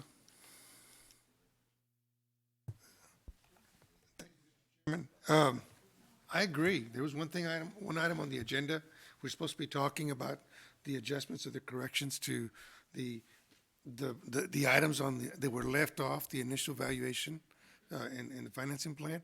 And so I don't see us, when we could have certainly brought up item number 18 and rehashed the canal and the warrants and of the canal and not doing the canal, or how we were going to fund the canal. That's still left. We left that wide open. But I believe that we should be voting on what you're proposing, what was on the agenda. And I believe that if you want to bring that up in a future TERS meeting, you ask for them to put it on the agenda, and then we'll be prepared to be able to discuss it again. But I agree. I mean, I understand your position. You made it certainly clear in the last vote that we had last week. But I don't think that in this meeting should we be talking about the canal. I also want to go back and, for the record, state, and I brought this up the last time, it wasn't during the TERS, but it was in a council meeting. The engineer, Mr. Urban, when he spoke, because you keep saying that, he said that the canal drainage was not going to help the canal. Actually, I asked him to clarify that question at the end there, and what he said was that drainage is the backbone of the canal is the backbone of the drainage, and that without the canal, then other things could not take place. And he said that twice. So if we want to go back and when we want to read or look at that tape, I'd be more than glad to do that. But for the purpose of today's meeting, I think we need to continue. There's a motion and a second, and I think we need to continue. Board Member Smith? Thank you. And just a little bit of follow-up. I appreciate Judge Canales' comments. And a ditch definitely improves drainage. But what we've got on North Beach is coastal flooding.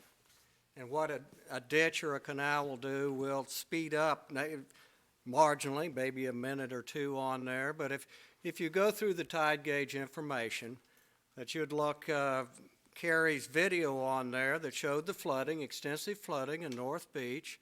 We all know that that was coastal flooding.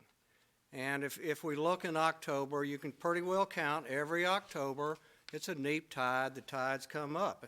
And we look at the last 5 years. The Carrie's video on there, that was the second lowest tide we've had in the last 5 years in that October timeframe. And other times we do have higher tides. And when I say it doesn't solve the drainage problem, it is coastal flooding. We have to elevate the roads. Right now, we're going to elevate Laguna Shores. We're not going to put a canal on there. We're not going to put a ditch. Why? Because of coastal floods. And where we have those days and weeks at a time that North Beach is flooded, it's because of coastal flooding. If we're going to solve the drainage issue on North Beach, we have to raise the roads. We have to raise the elevation. Chicago did it in the 1850s, Galveston did it in the 1900s, and we actually did it here in Corpus Christi in the 1930s, late 1930s with the seawall. We did some elevation. So if we're going to solve drainage problem, we've got to elevate. The canal, if we're talking rain-driven events, yes, it's a backbone of that. But to sit here and think, and this is what I don't want to mislead the people out there, we build a canal, your drainage problems are solved. They are absolutely not. Every time we have those high tide conditions, North Beach is going to flood, and we have not addressed that. That is what Chairman I'm trying Smith, to say. I don't think, and again, Board Member Molina. Who is that? Oh, Mayor. I guess it's not right. I'm sorry.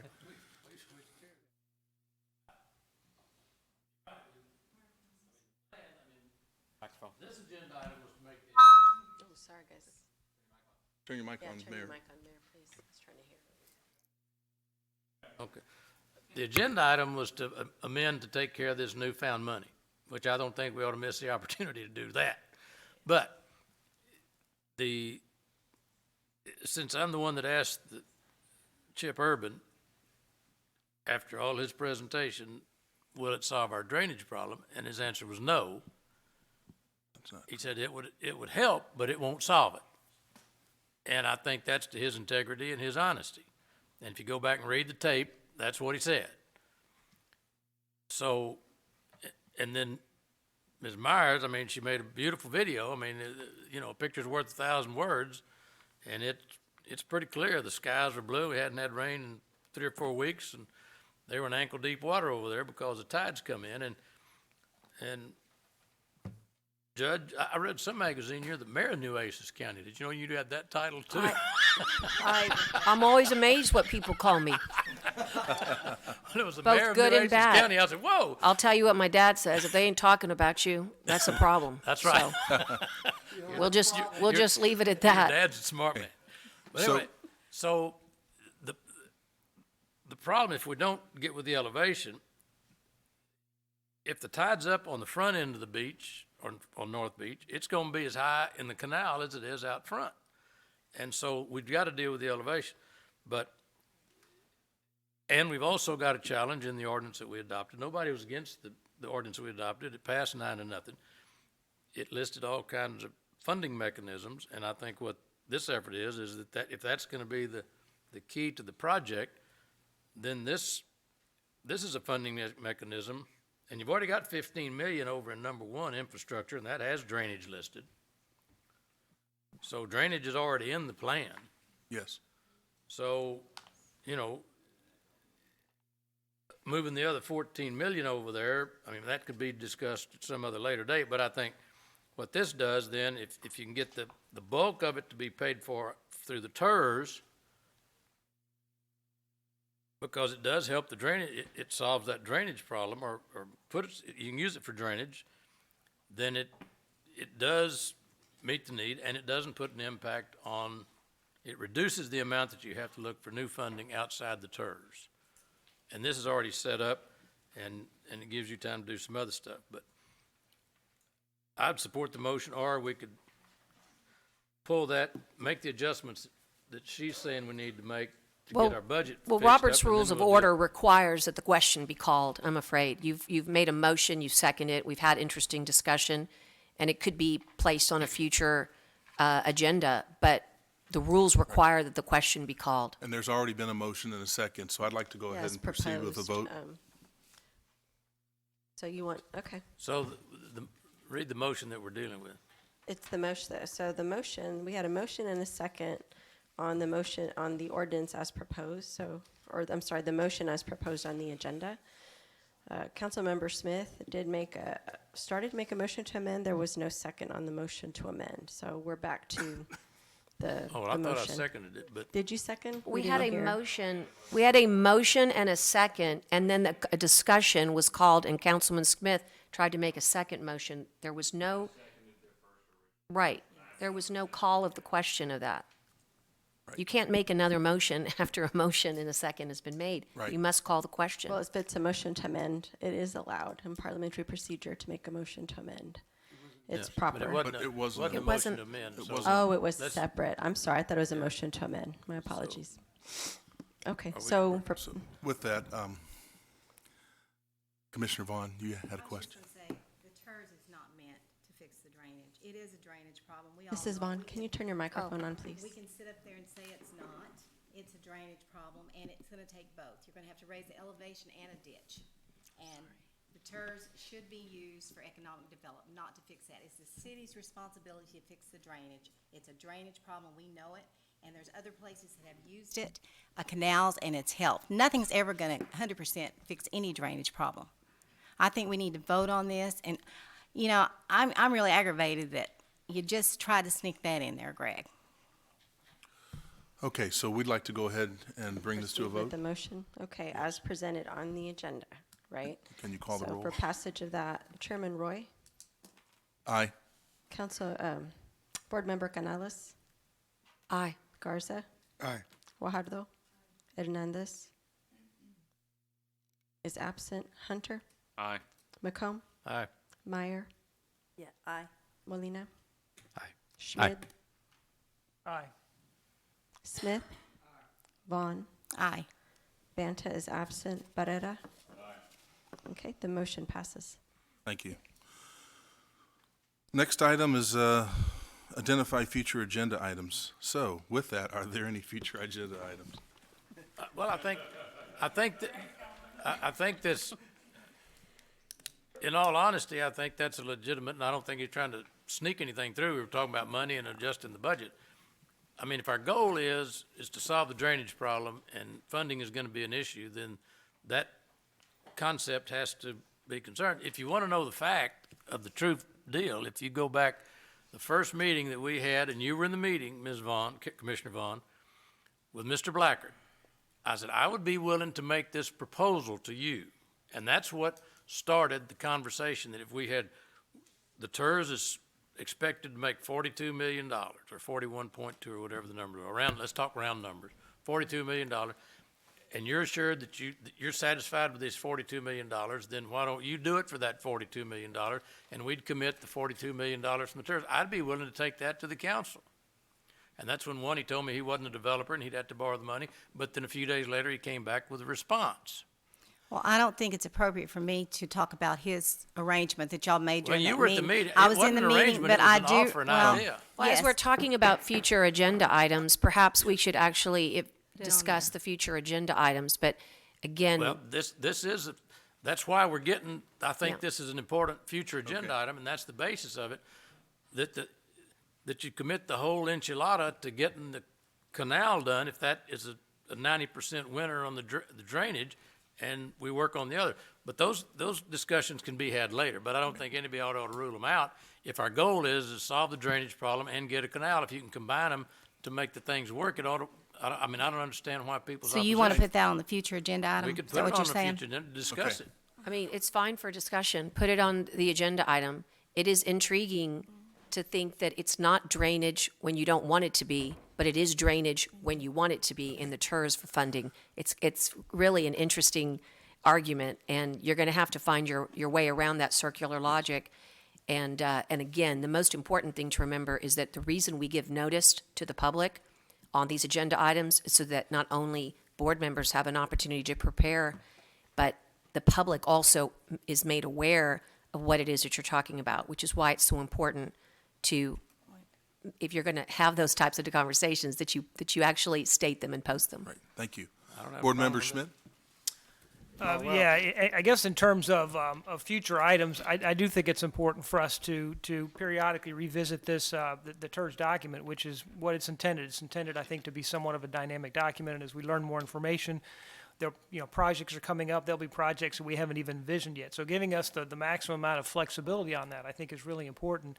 One of the things on there is possible, potentially using hotel occupancy tax. I'm not sure if if any of those projects would qualify for that. So I think more work's got to be looked at to determine what the best mechanism is. But I think it's paramount for the city manager and the city staff to try to determine what the best funding mechanism is for the canal, regardless of the TERS. There's lots of different funding opportunities to do that, to fund this canal. The TERS was set up for specific uses, and we've got some flexibility in there for that. But I think in terms of, that really is going to have to be a future agenda item, because we just don't know the answer to that yet. But I think the city manager and the proposal that he's already put forth, there's a lot of flexibility about how to fund that canal, and that's where we have to, I think, leave it for now. Board Member Vaughn, did you have another? No. Okay. It's not on. Board Member Smith?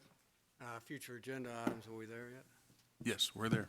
Okay, I'd like to make a future agenda item that we bring up the financing, possible amendments to the financing plan, and also a review of the July 20th, 2018 HDR drainage study. Okay. Any other future agenda items? I'm really not sure, and I need to look at statutorily why the TERS would be the proper mechanism to discuss the financing piece of it, when that's really your mandate as a city to do so. Having said that, I'm going to reserve my objection until I have a chance to look at the statute and see whether or not that's even appropriate for this body. If you want me to be a part of that discussion, I can't imagine why you'd want that, but I'm willing to come and be a part of it as a TERS board member. But I am shocked that a financing mechanism would be in the purvey of this TERS. I don't understand it, but having said that, perhaps it comes in because you're suggesting that the financing plan has a drainage component, and whether or not you want to obligate that drainage component to financing. But if that's the case, then I will put on the future agenda item in the alternative, if there's no objection to discussing financing, putting forth a possible P3 arrangement, putting forth a possible discussion with a public finance lawyer. And quite frankly, having financial advisors, which happens to be the same one for the county and for the city here. In addition, after tomorrow, we're going to have a civil engineer expert in hydrology and hydrology assessments, and I'd like her to come. I'm just wondering if TERS is really the proper venue for it, but if that's going to come in, then so is all of those other things. And that's a good point. I do want to just remind everyone that when the ordinance was reviewed, written, and passed, it talked about exploring several funding opportunities. Am I correct? So could somebody maybe, Yeah, you're correct, Chair. so thank Yeah. you. So those are something that we're going to do, is not only look at TERS. I think there were grants, there were several mechanisms for funding that are open in terms of that ordinance. So I don't want to get the two mixed up. I want to try and keep TERS business to TERS business. And with that, is there anything else that we want to put on a future agenda item? So seeing that there's no further business, this meeting's adjourned. Thank you.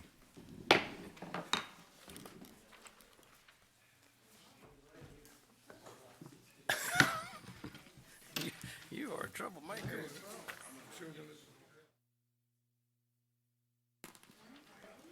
Well, according to comments that were made at lunch, he's already pulled out.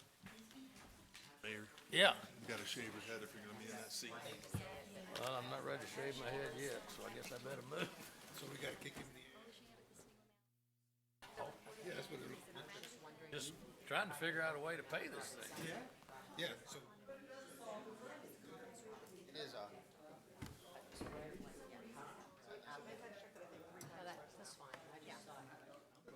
Hey, we had already talked about that. We said we need that elevation to it, but if we don't even start the process, we don't even consider using grants, we're never gonna get this. I'm all for it. Again, I talked about that too.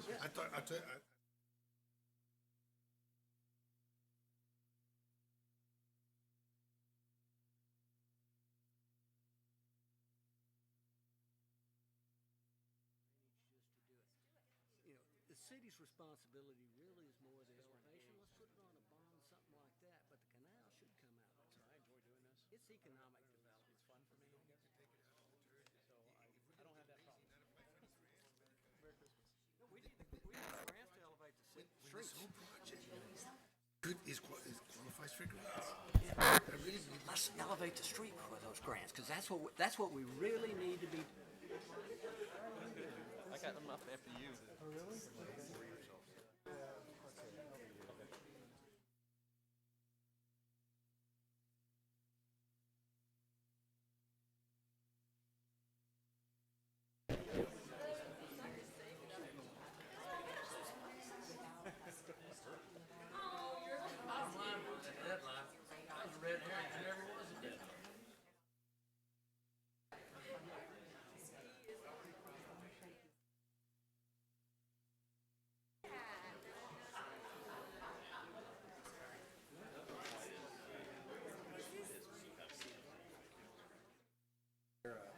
We tripled the capacity going into the Rincon. No, you're just gonna create deeper boreholes back there. If you raise the streets, you're gonna create deeper boreholes. You got to raise the land too. Well,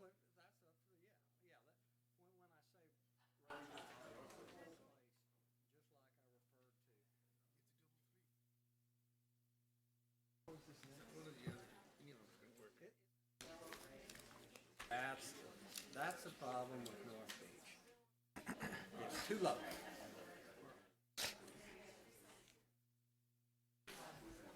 Oh, you're right. Sorry.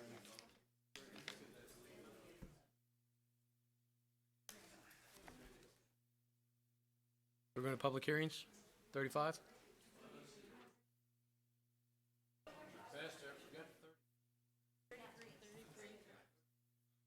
35?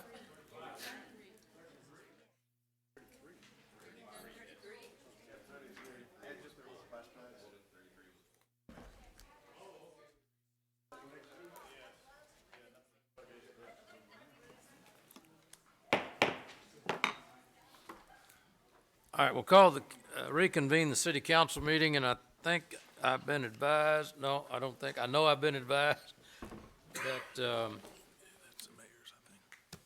we're down on, I think it's consent agenda number 33, is that correct? And, somebody wanted to pull that, I don't remember who. Mr. Hernandez. Yeah. I'm shocked. Yeah, you have to ask? It takes my breath away. Go ahead. Item 33.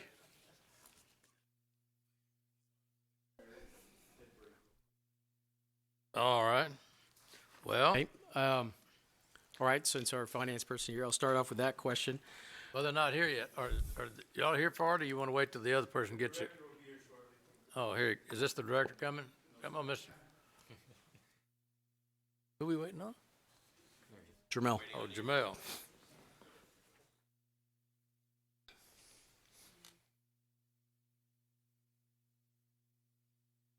There he's coming there.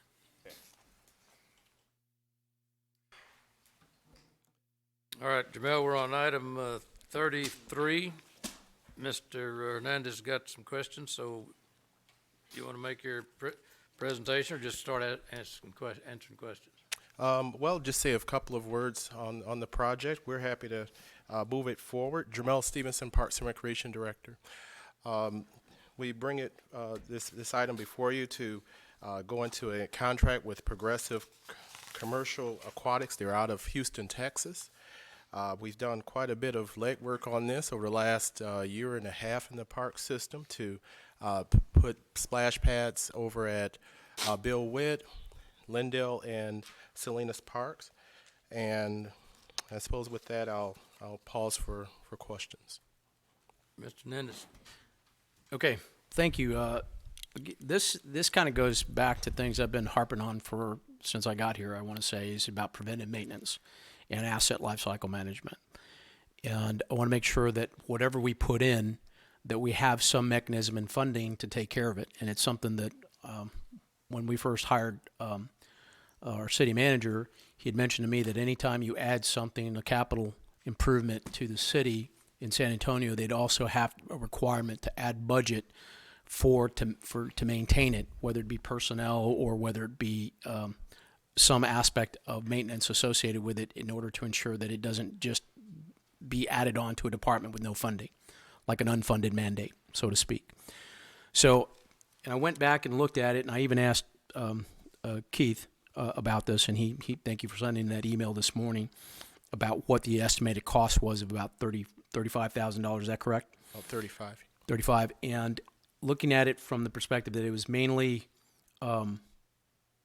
cost associated with personnel, is that as I understood it? That's right. And there was, in terms of aquatic maintenance and facilities, there was an increase, almost double, in terms of salaries and wages regarding aquatics maintenance and facilities from $35,686 to $92,405, which I appreciated. But on the flip side of that, building maintenance and service was decreased from $28,911 to $24,000.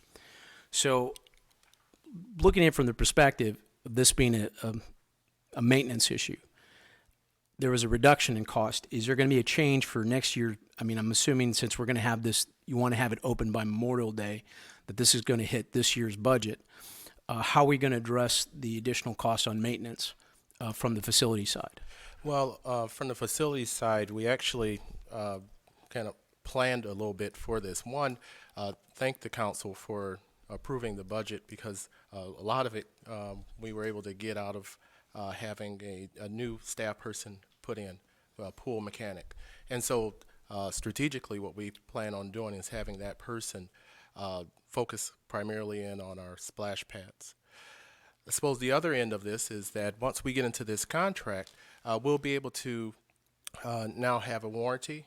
It's a 1-year warranty, so we shouldn't have a whole lot of issues, if any, none that would be not covered. That gives me an opportunity to begin addressing in future budgets what we've acquired. I would imagine the warranty would be stipulated on regular maintenance. Yes. Okay. Yes. So looking on page 6 of the agreement on Article 7, Construction Services, Section B6,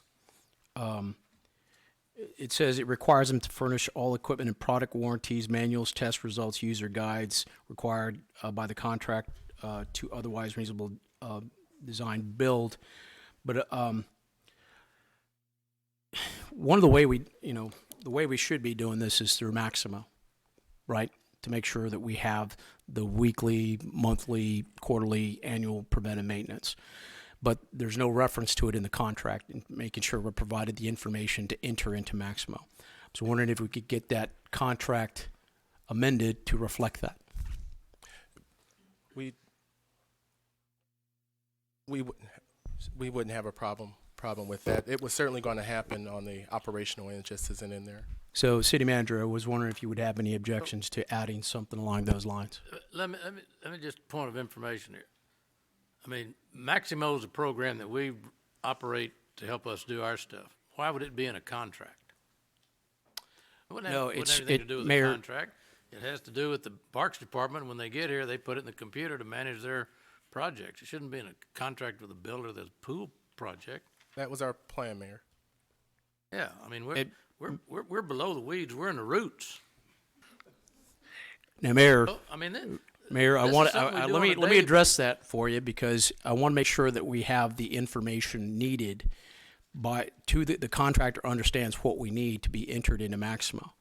That's what I'm asking for. I mean, the fact that they just hand us a manual saying, here's your instruction manual, that's one thing. Or this is your maintenance manual, and they hand it over to us, that's one thing. But to give us the information in a format that we could use it for within Maximo should be something a contractor could do.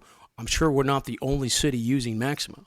I'm sure we're not the only that it's a unique thing that they would be asking for in order to make sure that it helps us take care of it, not only for the warranty, but also for us for the long term. I don't want this to be like Bayfront Park, where we put in this water feature and it sits there without any water because it broke. I understand it was a unique pump associated with that, but we got to make sure that we have the tools in place, both financially in your budget, personnel-wise, and as well as entering into Maximo, so those work orders are generated automatically, and we can keep track of that as a management staff. You can keep track of that as management staff to make sure that it's actually being done. So that's what I'm asking for, Mayor. It's not that I'm asking us to get into the weeds.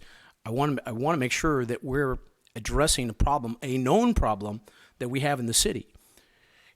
That assessment done by Peter Collins said we're only doing 7% of our work orders are preventive maintenance. That's an atrocity, as far as I'm concerned. Okay, so this is why it's important, and this is why I'm getting into the roots, so to speak, of the weed. So if it's okay, if we can have an amendment to make sure that they provide us that information. Would you be okay with that? Yes, and you're good with us doing it as an amendment after this contract is executed to add that information? However you want to do it. I know he That would signed be it the already. easiest way, yeah. If That would be you the could do quickest it. way so that we could get this moving.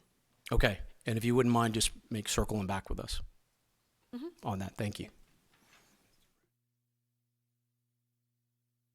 Okay, the last question I have on this is, in terms of the location that's on the south side on Billwood Park.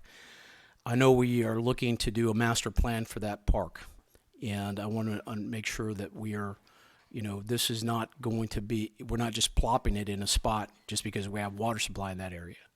No. We, as we looked back and saw the conversation that the Parks Advisory Board had and our staff had, this makes a lot of sense to have this one of the play features over there. We realize that this is going to be a significant play feature. So as we bring on board our firm, we'll make that very known, so that we aren't just piling things over there without a plan. We intend for the plan to feed into what we already are doing. We just didn't want to not provide a play feature over there. Right. Now, I didn't get a real chance to talk with any of our Parks Commission about why they selected that location. I knew it was one of the locations they selected early on, but it's not exactly a walkable park. It's not where you can walk to it specifically, unless you live very specifically on the back side of it. But I mean, why wasn't like Hampton Park over by Caffey Middle School considered where it could have been walked to by several neighborhoods? The park board did look at a number of those types of parks. This park is a regional park. We know that we're going to develop it much further than a splash pad. It will develop into a more walkable facility. So while we were talking about putting in new features that families are going to use and like, we already know that Billwood is turning out to be one of those facilities. So the board or the advisory committee didn't feel like we should look past that. There are a number of parks in our system, certainly, that could have been reasonable candidates. This was the best one. In terms of walkability, I mean, even with the master plan, it's not like there's a lot of neighborhoods around that park. I mean, I understand it's a regional park, but it's not like it's walkable from neighborhoods. At this point, no, it is not, but I mean, even the closest neighborhood is quite a stretch from where you want to put this splash pad. Well, we intend for it to become more walkable. Maybe I'm misunderstanding what we're saying. In terms of walkable, not to where you can walk around the park. What I'm saying is in close proximity to homes and neighborhoods. It's not really close to no homes and neighborhoods. You would have to drive to this park to get to the splash pad. Well, I mean, Water's Edge Park is nowhere close to my house. Well, but that doesn't mean I can't go. No, I understand To- that. to- It's just, Count- we're talking about a neighborhood park here. Councilman Hernandez, to add to that, though, connectivity, I think is the word you may be looking Probably, for. probably that might be But I a think, and just because of discussing this park for the last yes, sir. Did you? Well, no, Mr. Molina was next on the list, but go ahead if it's tied into what. Okay. Well, you understand what I'm asking in terms of that, and that's probably something we need to look at through the master plan of that Absolutely. park. Thank you. So because we've been looking at this park for quite some time, I can say that I do recall the connectivity being in the plan of this 5-year plan, which we're trying to get taken care of. There's some beautiful trails right now. It doesn't look like it makes sense now, but the grand picture, this is really thinking forward, because that splash pad is going to be, in the midst of what is going to be a beautiful park. There's going to be trees planted. There's a whole lot of things that are going to happen at this park. Unfortunately, the park looks the way it does right now, but there's work being done. And in the grand scope of it, there will be connectivity. And I believe, we've even talked in council about a street possibly opening up into that area. So I think I see your point, but there is a grand plan for this park, because it should be there will be. That's what a master plan is for. And they are actively seeking the funds to take care of that master plan. And bicycle paths. And bicycle, right. Yeah, we need bicycle paths. Bicycle, yeah. Now, as I understand, we have bids for that? Yes. Where are we with that? You should be seeing that probably in January. Okay. Thank you, Mayor. I've waited patiently for this opportunity to speak. Yes, you have.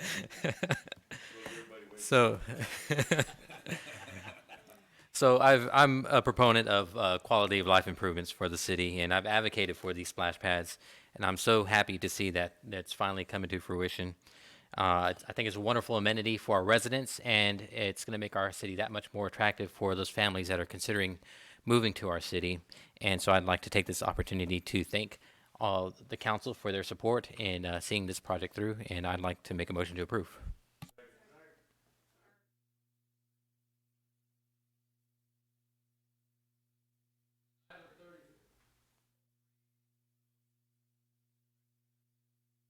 Can you turn your mic on, Mayor? Item 33 is for the splash pads, motion and second. Any public comment on this? The funding is coming both from your park funds and from CDBG money? Yes, sir. Okay. Any public comment?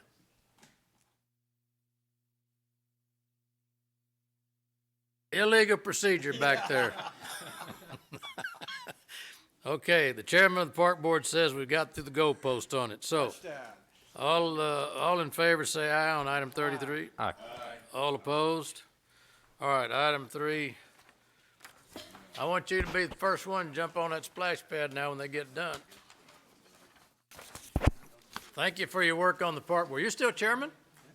Huh? We're going to give you a raise next year. All right. All right, item 35 is going to be a public hearing. Is that correct, Ms.? All right. Item number 35 is a zoning case number 1019-06, Rogerio and Maria Lopez. Single-family zoning on property near 3046 Holly Road from RS 6 single-family 6th district to a CN1. Who's gonna handle that? Good afternoon, Mayor and You're Council. back. Yes, Al Raymond, Director of Development Services. The request before you is to rezone a property located at 3046 Holly Road from RS6 Single Family 6th District to CN1 Neighborhood Commercial District. The purpose is to allow for the construction of a retail center for Myra's Sporting Goods. The applicant is Raggio and Maria Lopez, represented by Jim Valoon. This property is located along the north side of Holly Road, west of Castores, as you see there, east of Richter Street. The property fronts Holly Road, and that road is designated as an A1, which is a minor arterial street. To the north are single-family residences zoned RS6.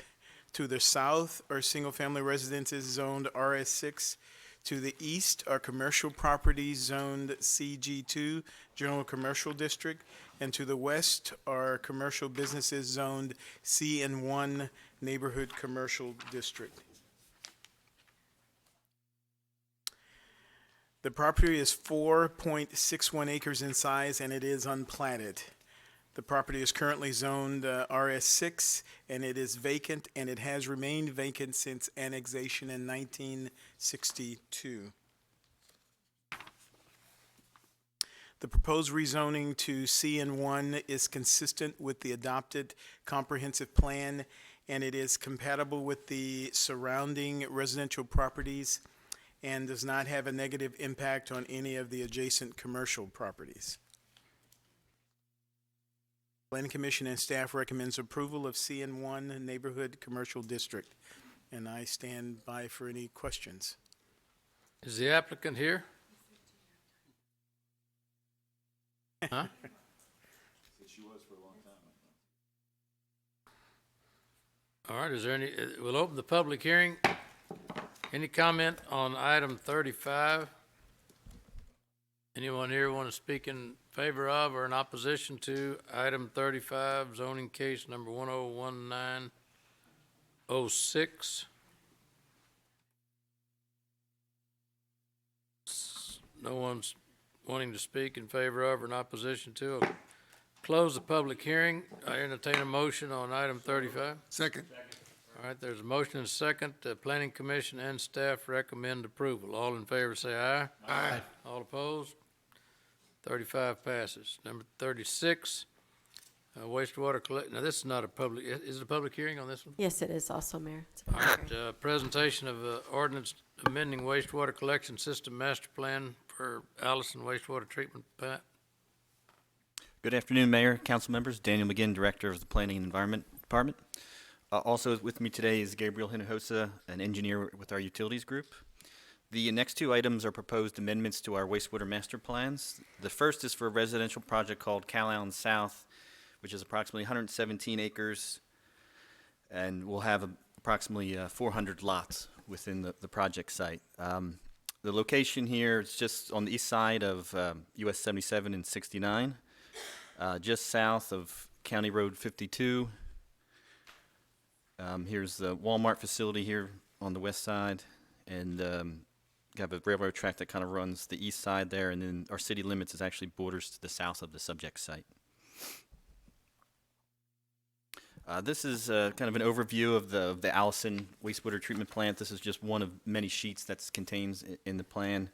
The yellow polygon is the subject tract. This next slide is a little more detailed look at the plan and how it is proposed currently to serve that subject area. It basically has a series of three different lines. Two exist. You have one here, a second line that comes like this, and then a third line that comes from the south. And it's kind of broken into three different sub-basins within this kind of geographic area.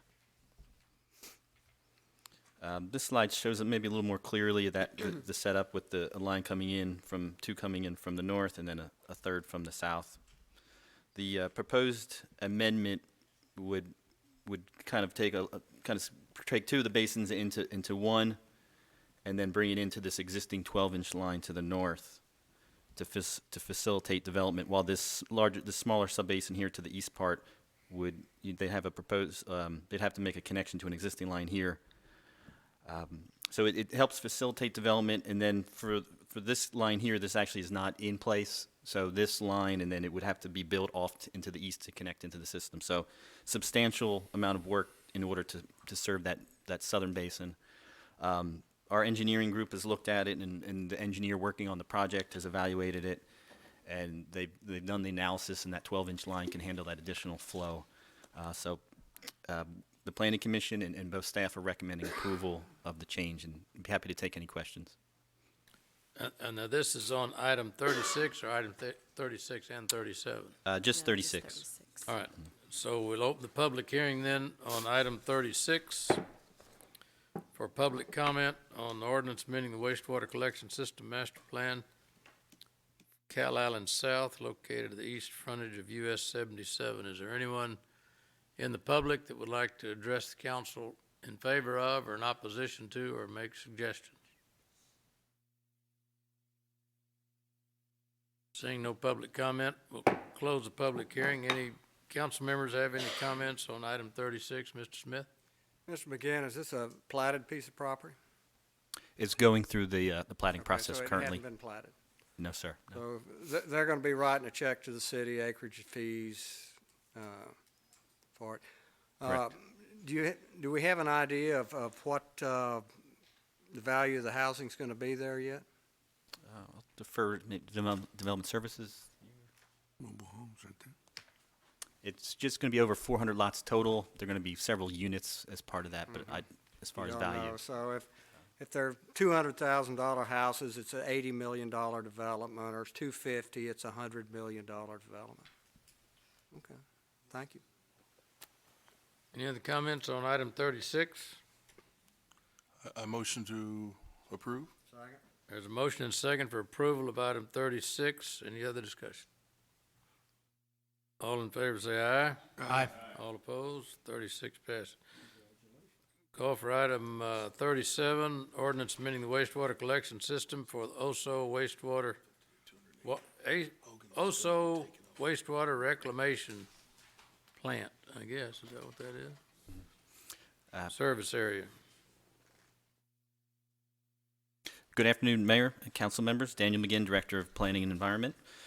Also with me is Gabe Hinojosa, Engineer with our Utility Department. This next item is for a residential project called Airline Crossing Unit 3, which is approximately 15 acres and will have about 65 residential lots. This property is located just south of Lipes, west of Airline, and then you have Cimarron off to the west, and then Veterans High School is just the northwest of the subject tract.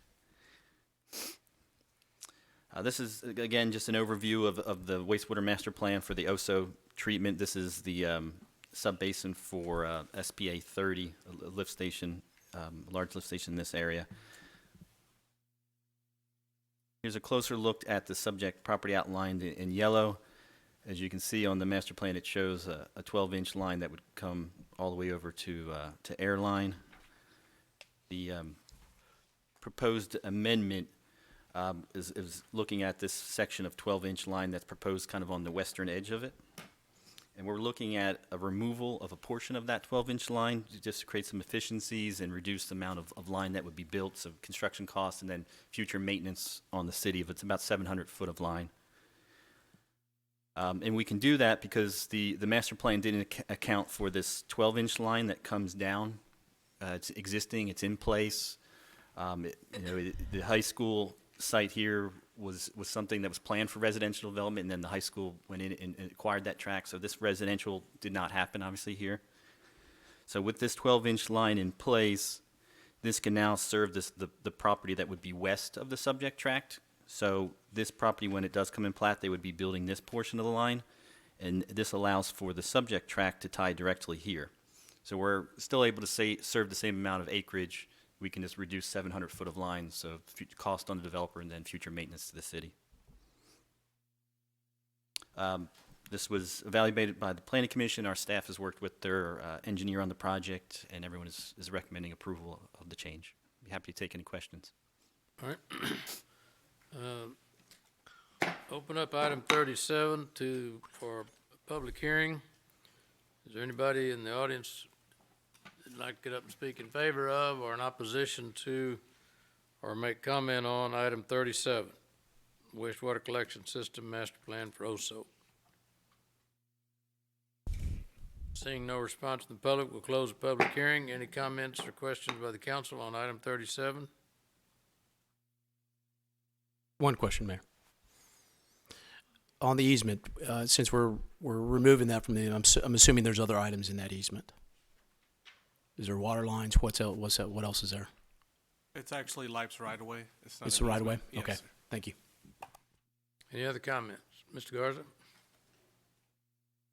Dan, Gabriel, as I recall, there was some lots that were, I guess, zone apartments or higher density right in there going south toward Delmar's tract of land, just behind the high school, but going south toward Yorktown.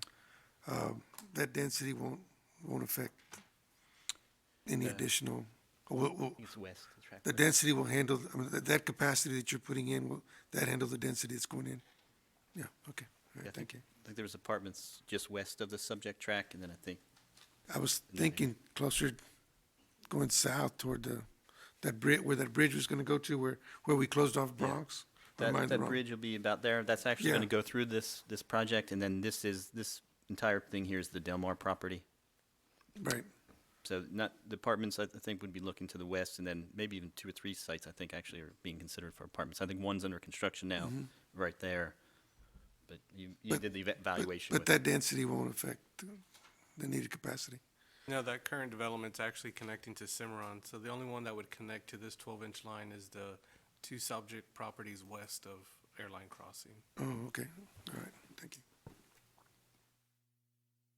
Mr. Hernandez? Any other comment? You need a motion for, on item 37 for approval? So moved. Is there a second? Second. A motion and second on item 37. Any other comment? All in favor say aye. Aye. All opposed? All right, we've done that. We've done 38.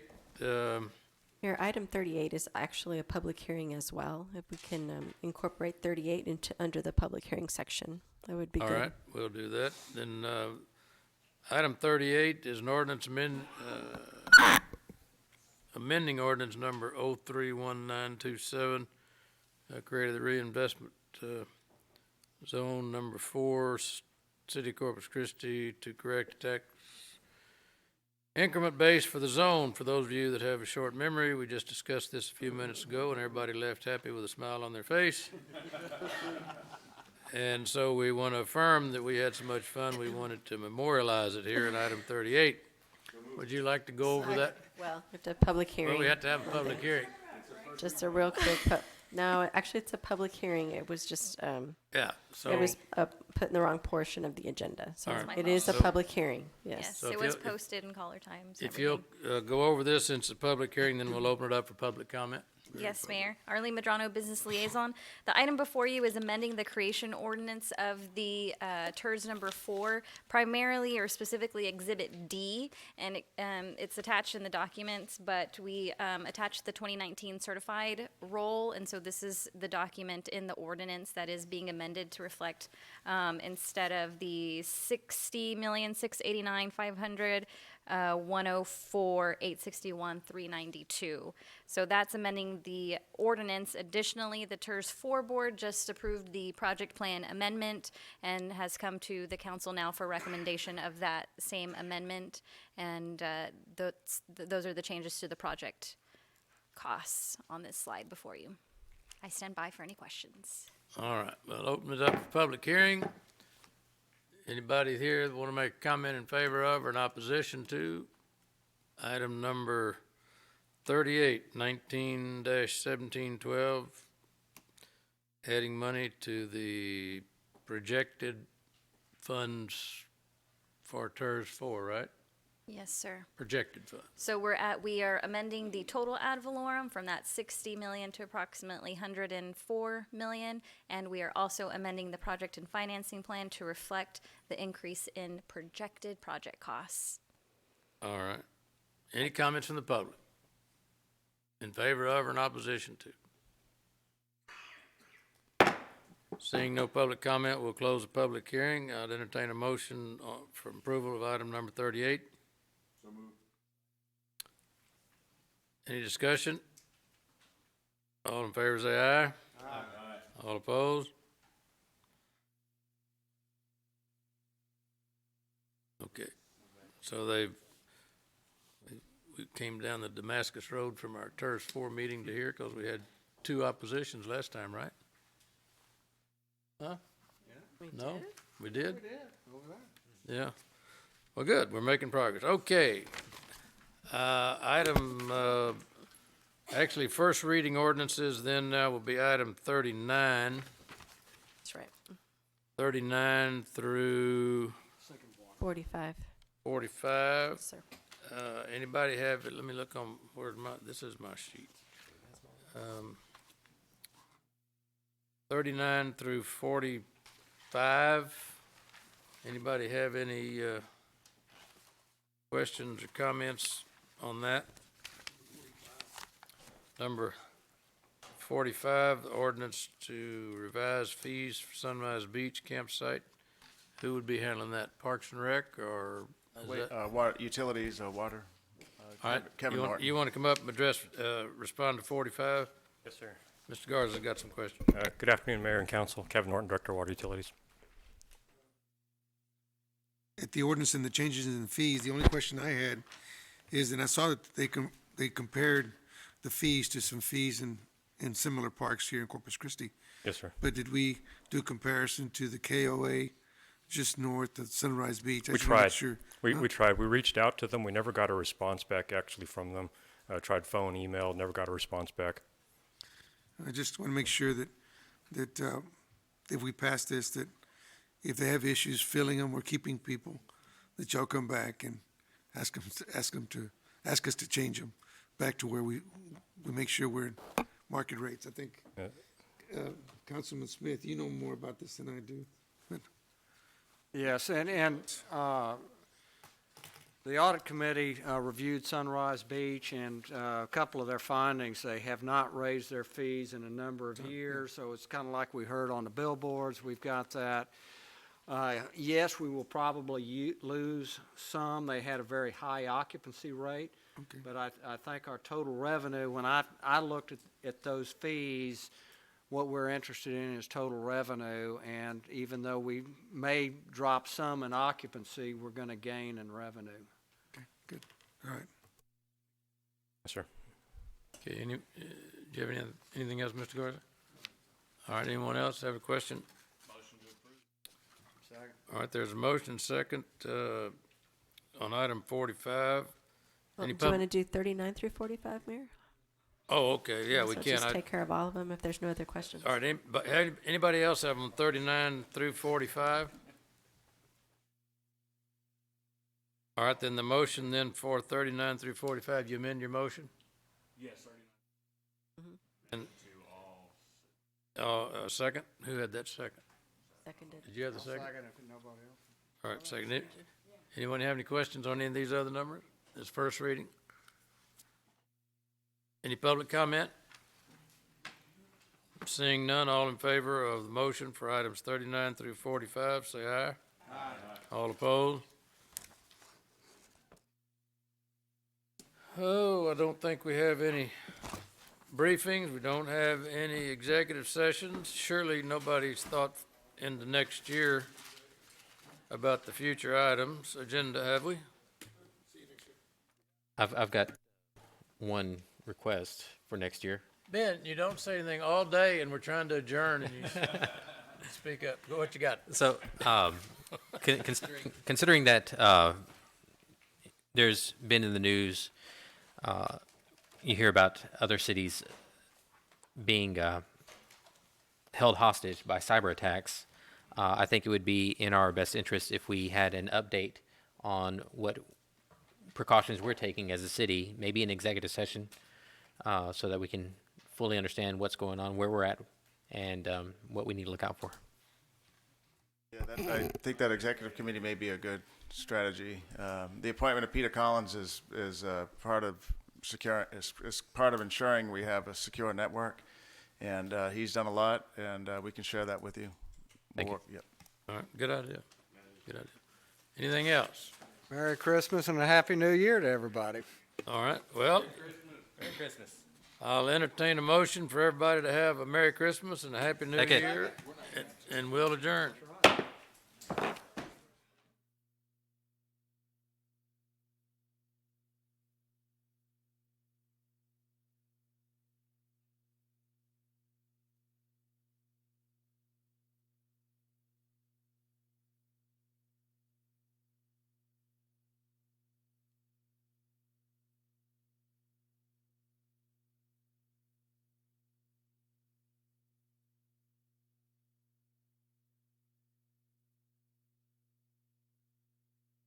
Don't panic. Keep your head above water, face the shore, and call and wave for help. If possible, only swim at beaches with lifeguards. The City of Corpus Christi beach warning flags only fly when lifeguards are in the stands and are put up within 30 minutes of their arrival. The top flag will be white with a red cross followed by a green, yellow, or red flag for surf conditions. Green means there's low hazard surf conditions, yellow for medium, and red for high. Keep an eye on these flags. If conditions change throughout the day, the flags do too. If you choose to swim on beaches without a lifeguard, never swim alone. Take a friend and have that person take a cell phone so they can call 911 for help.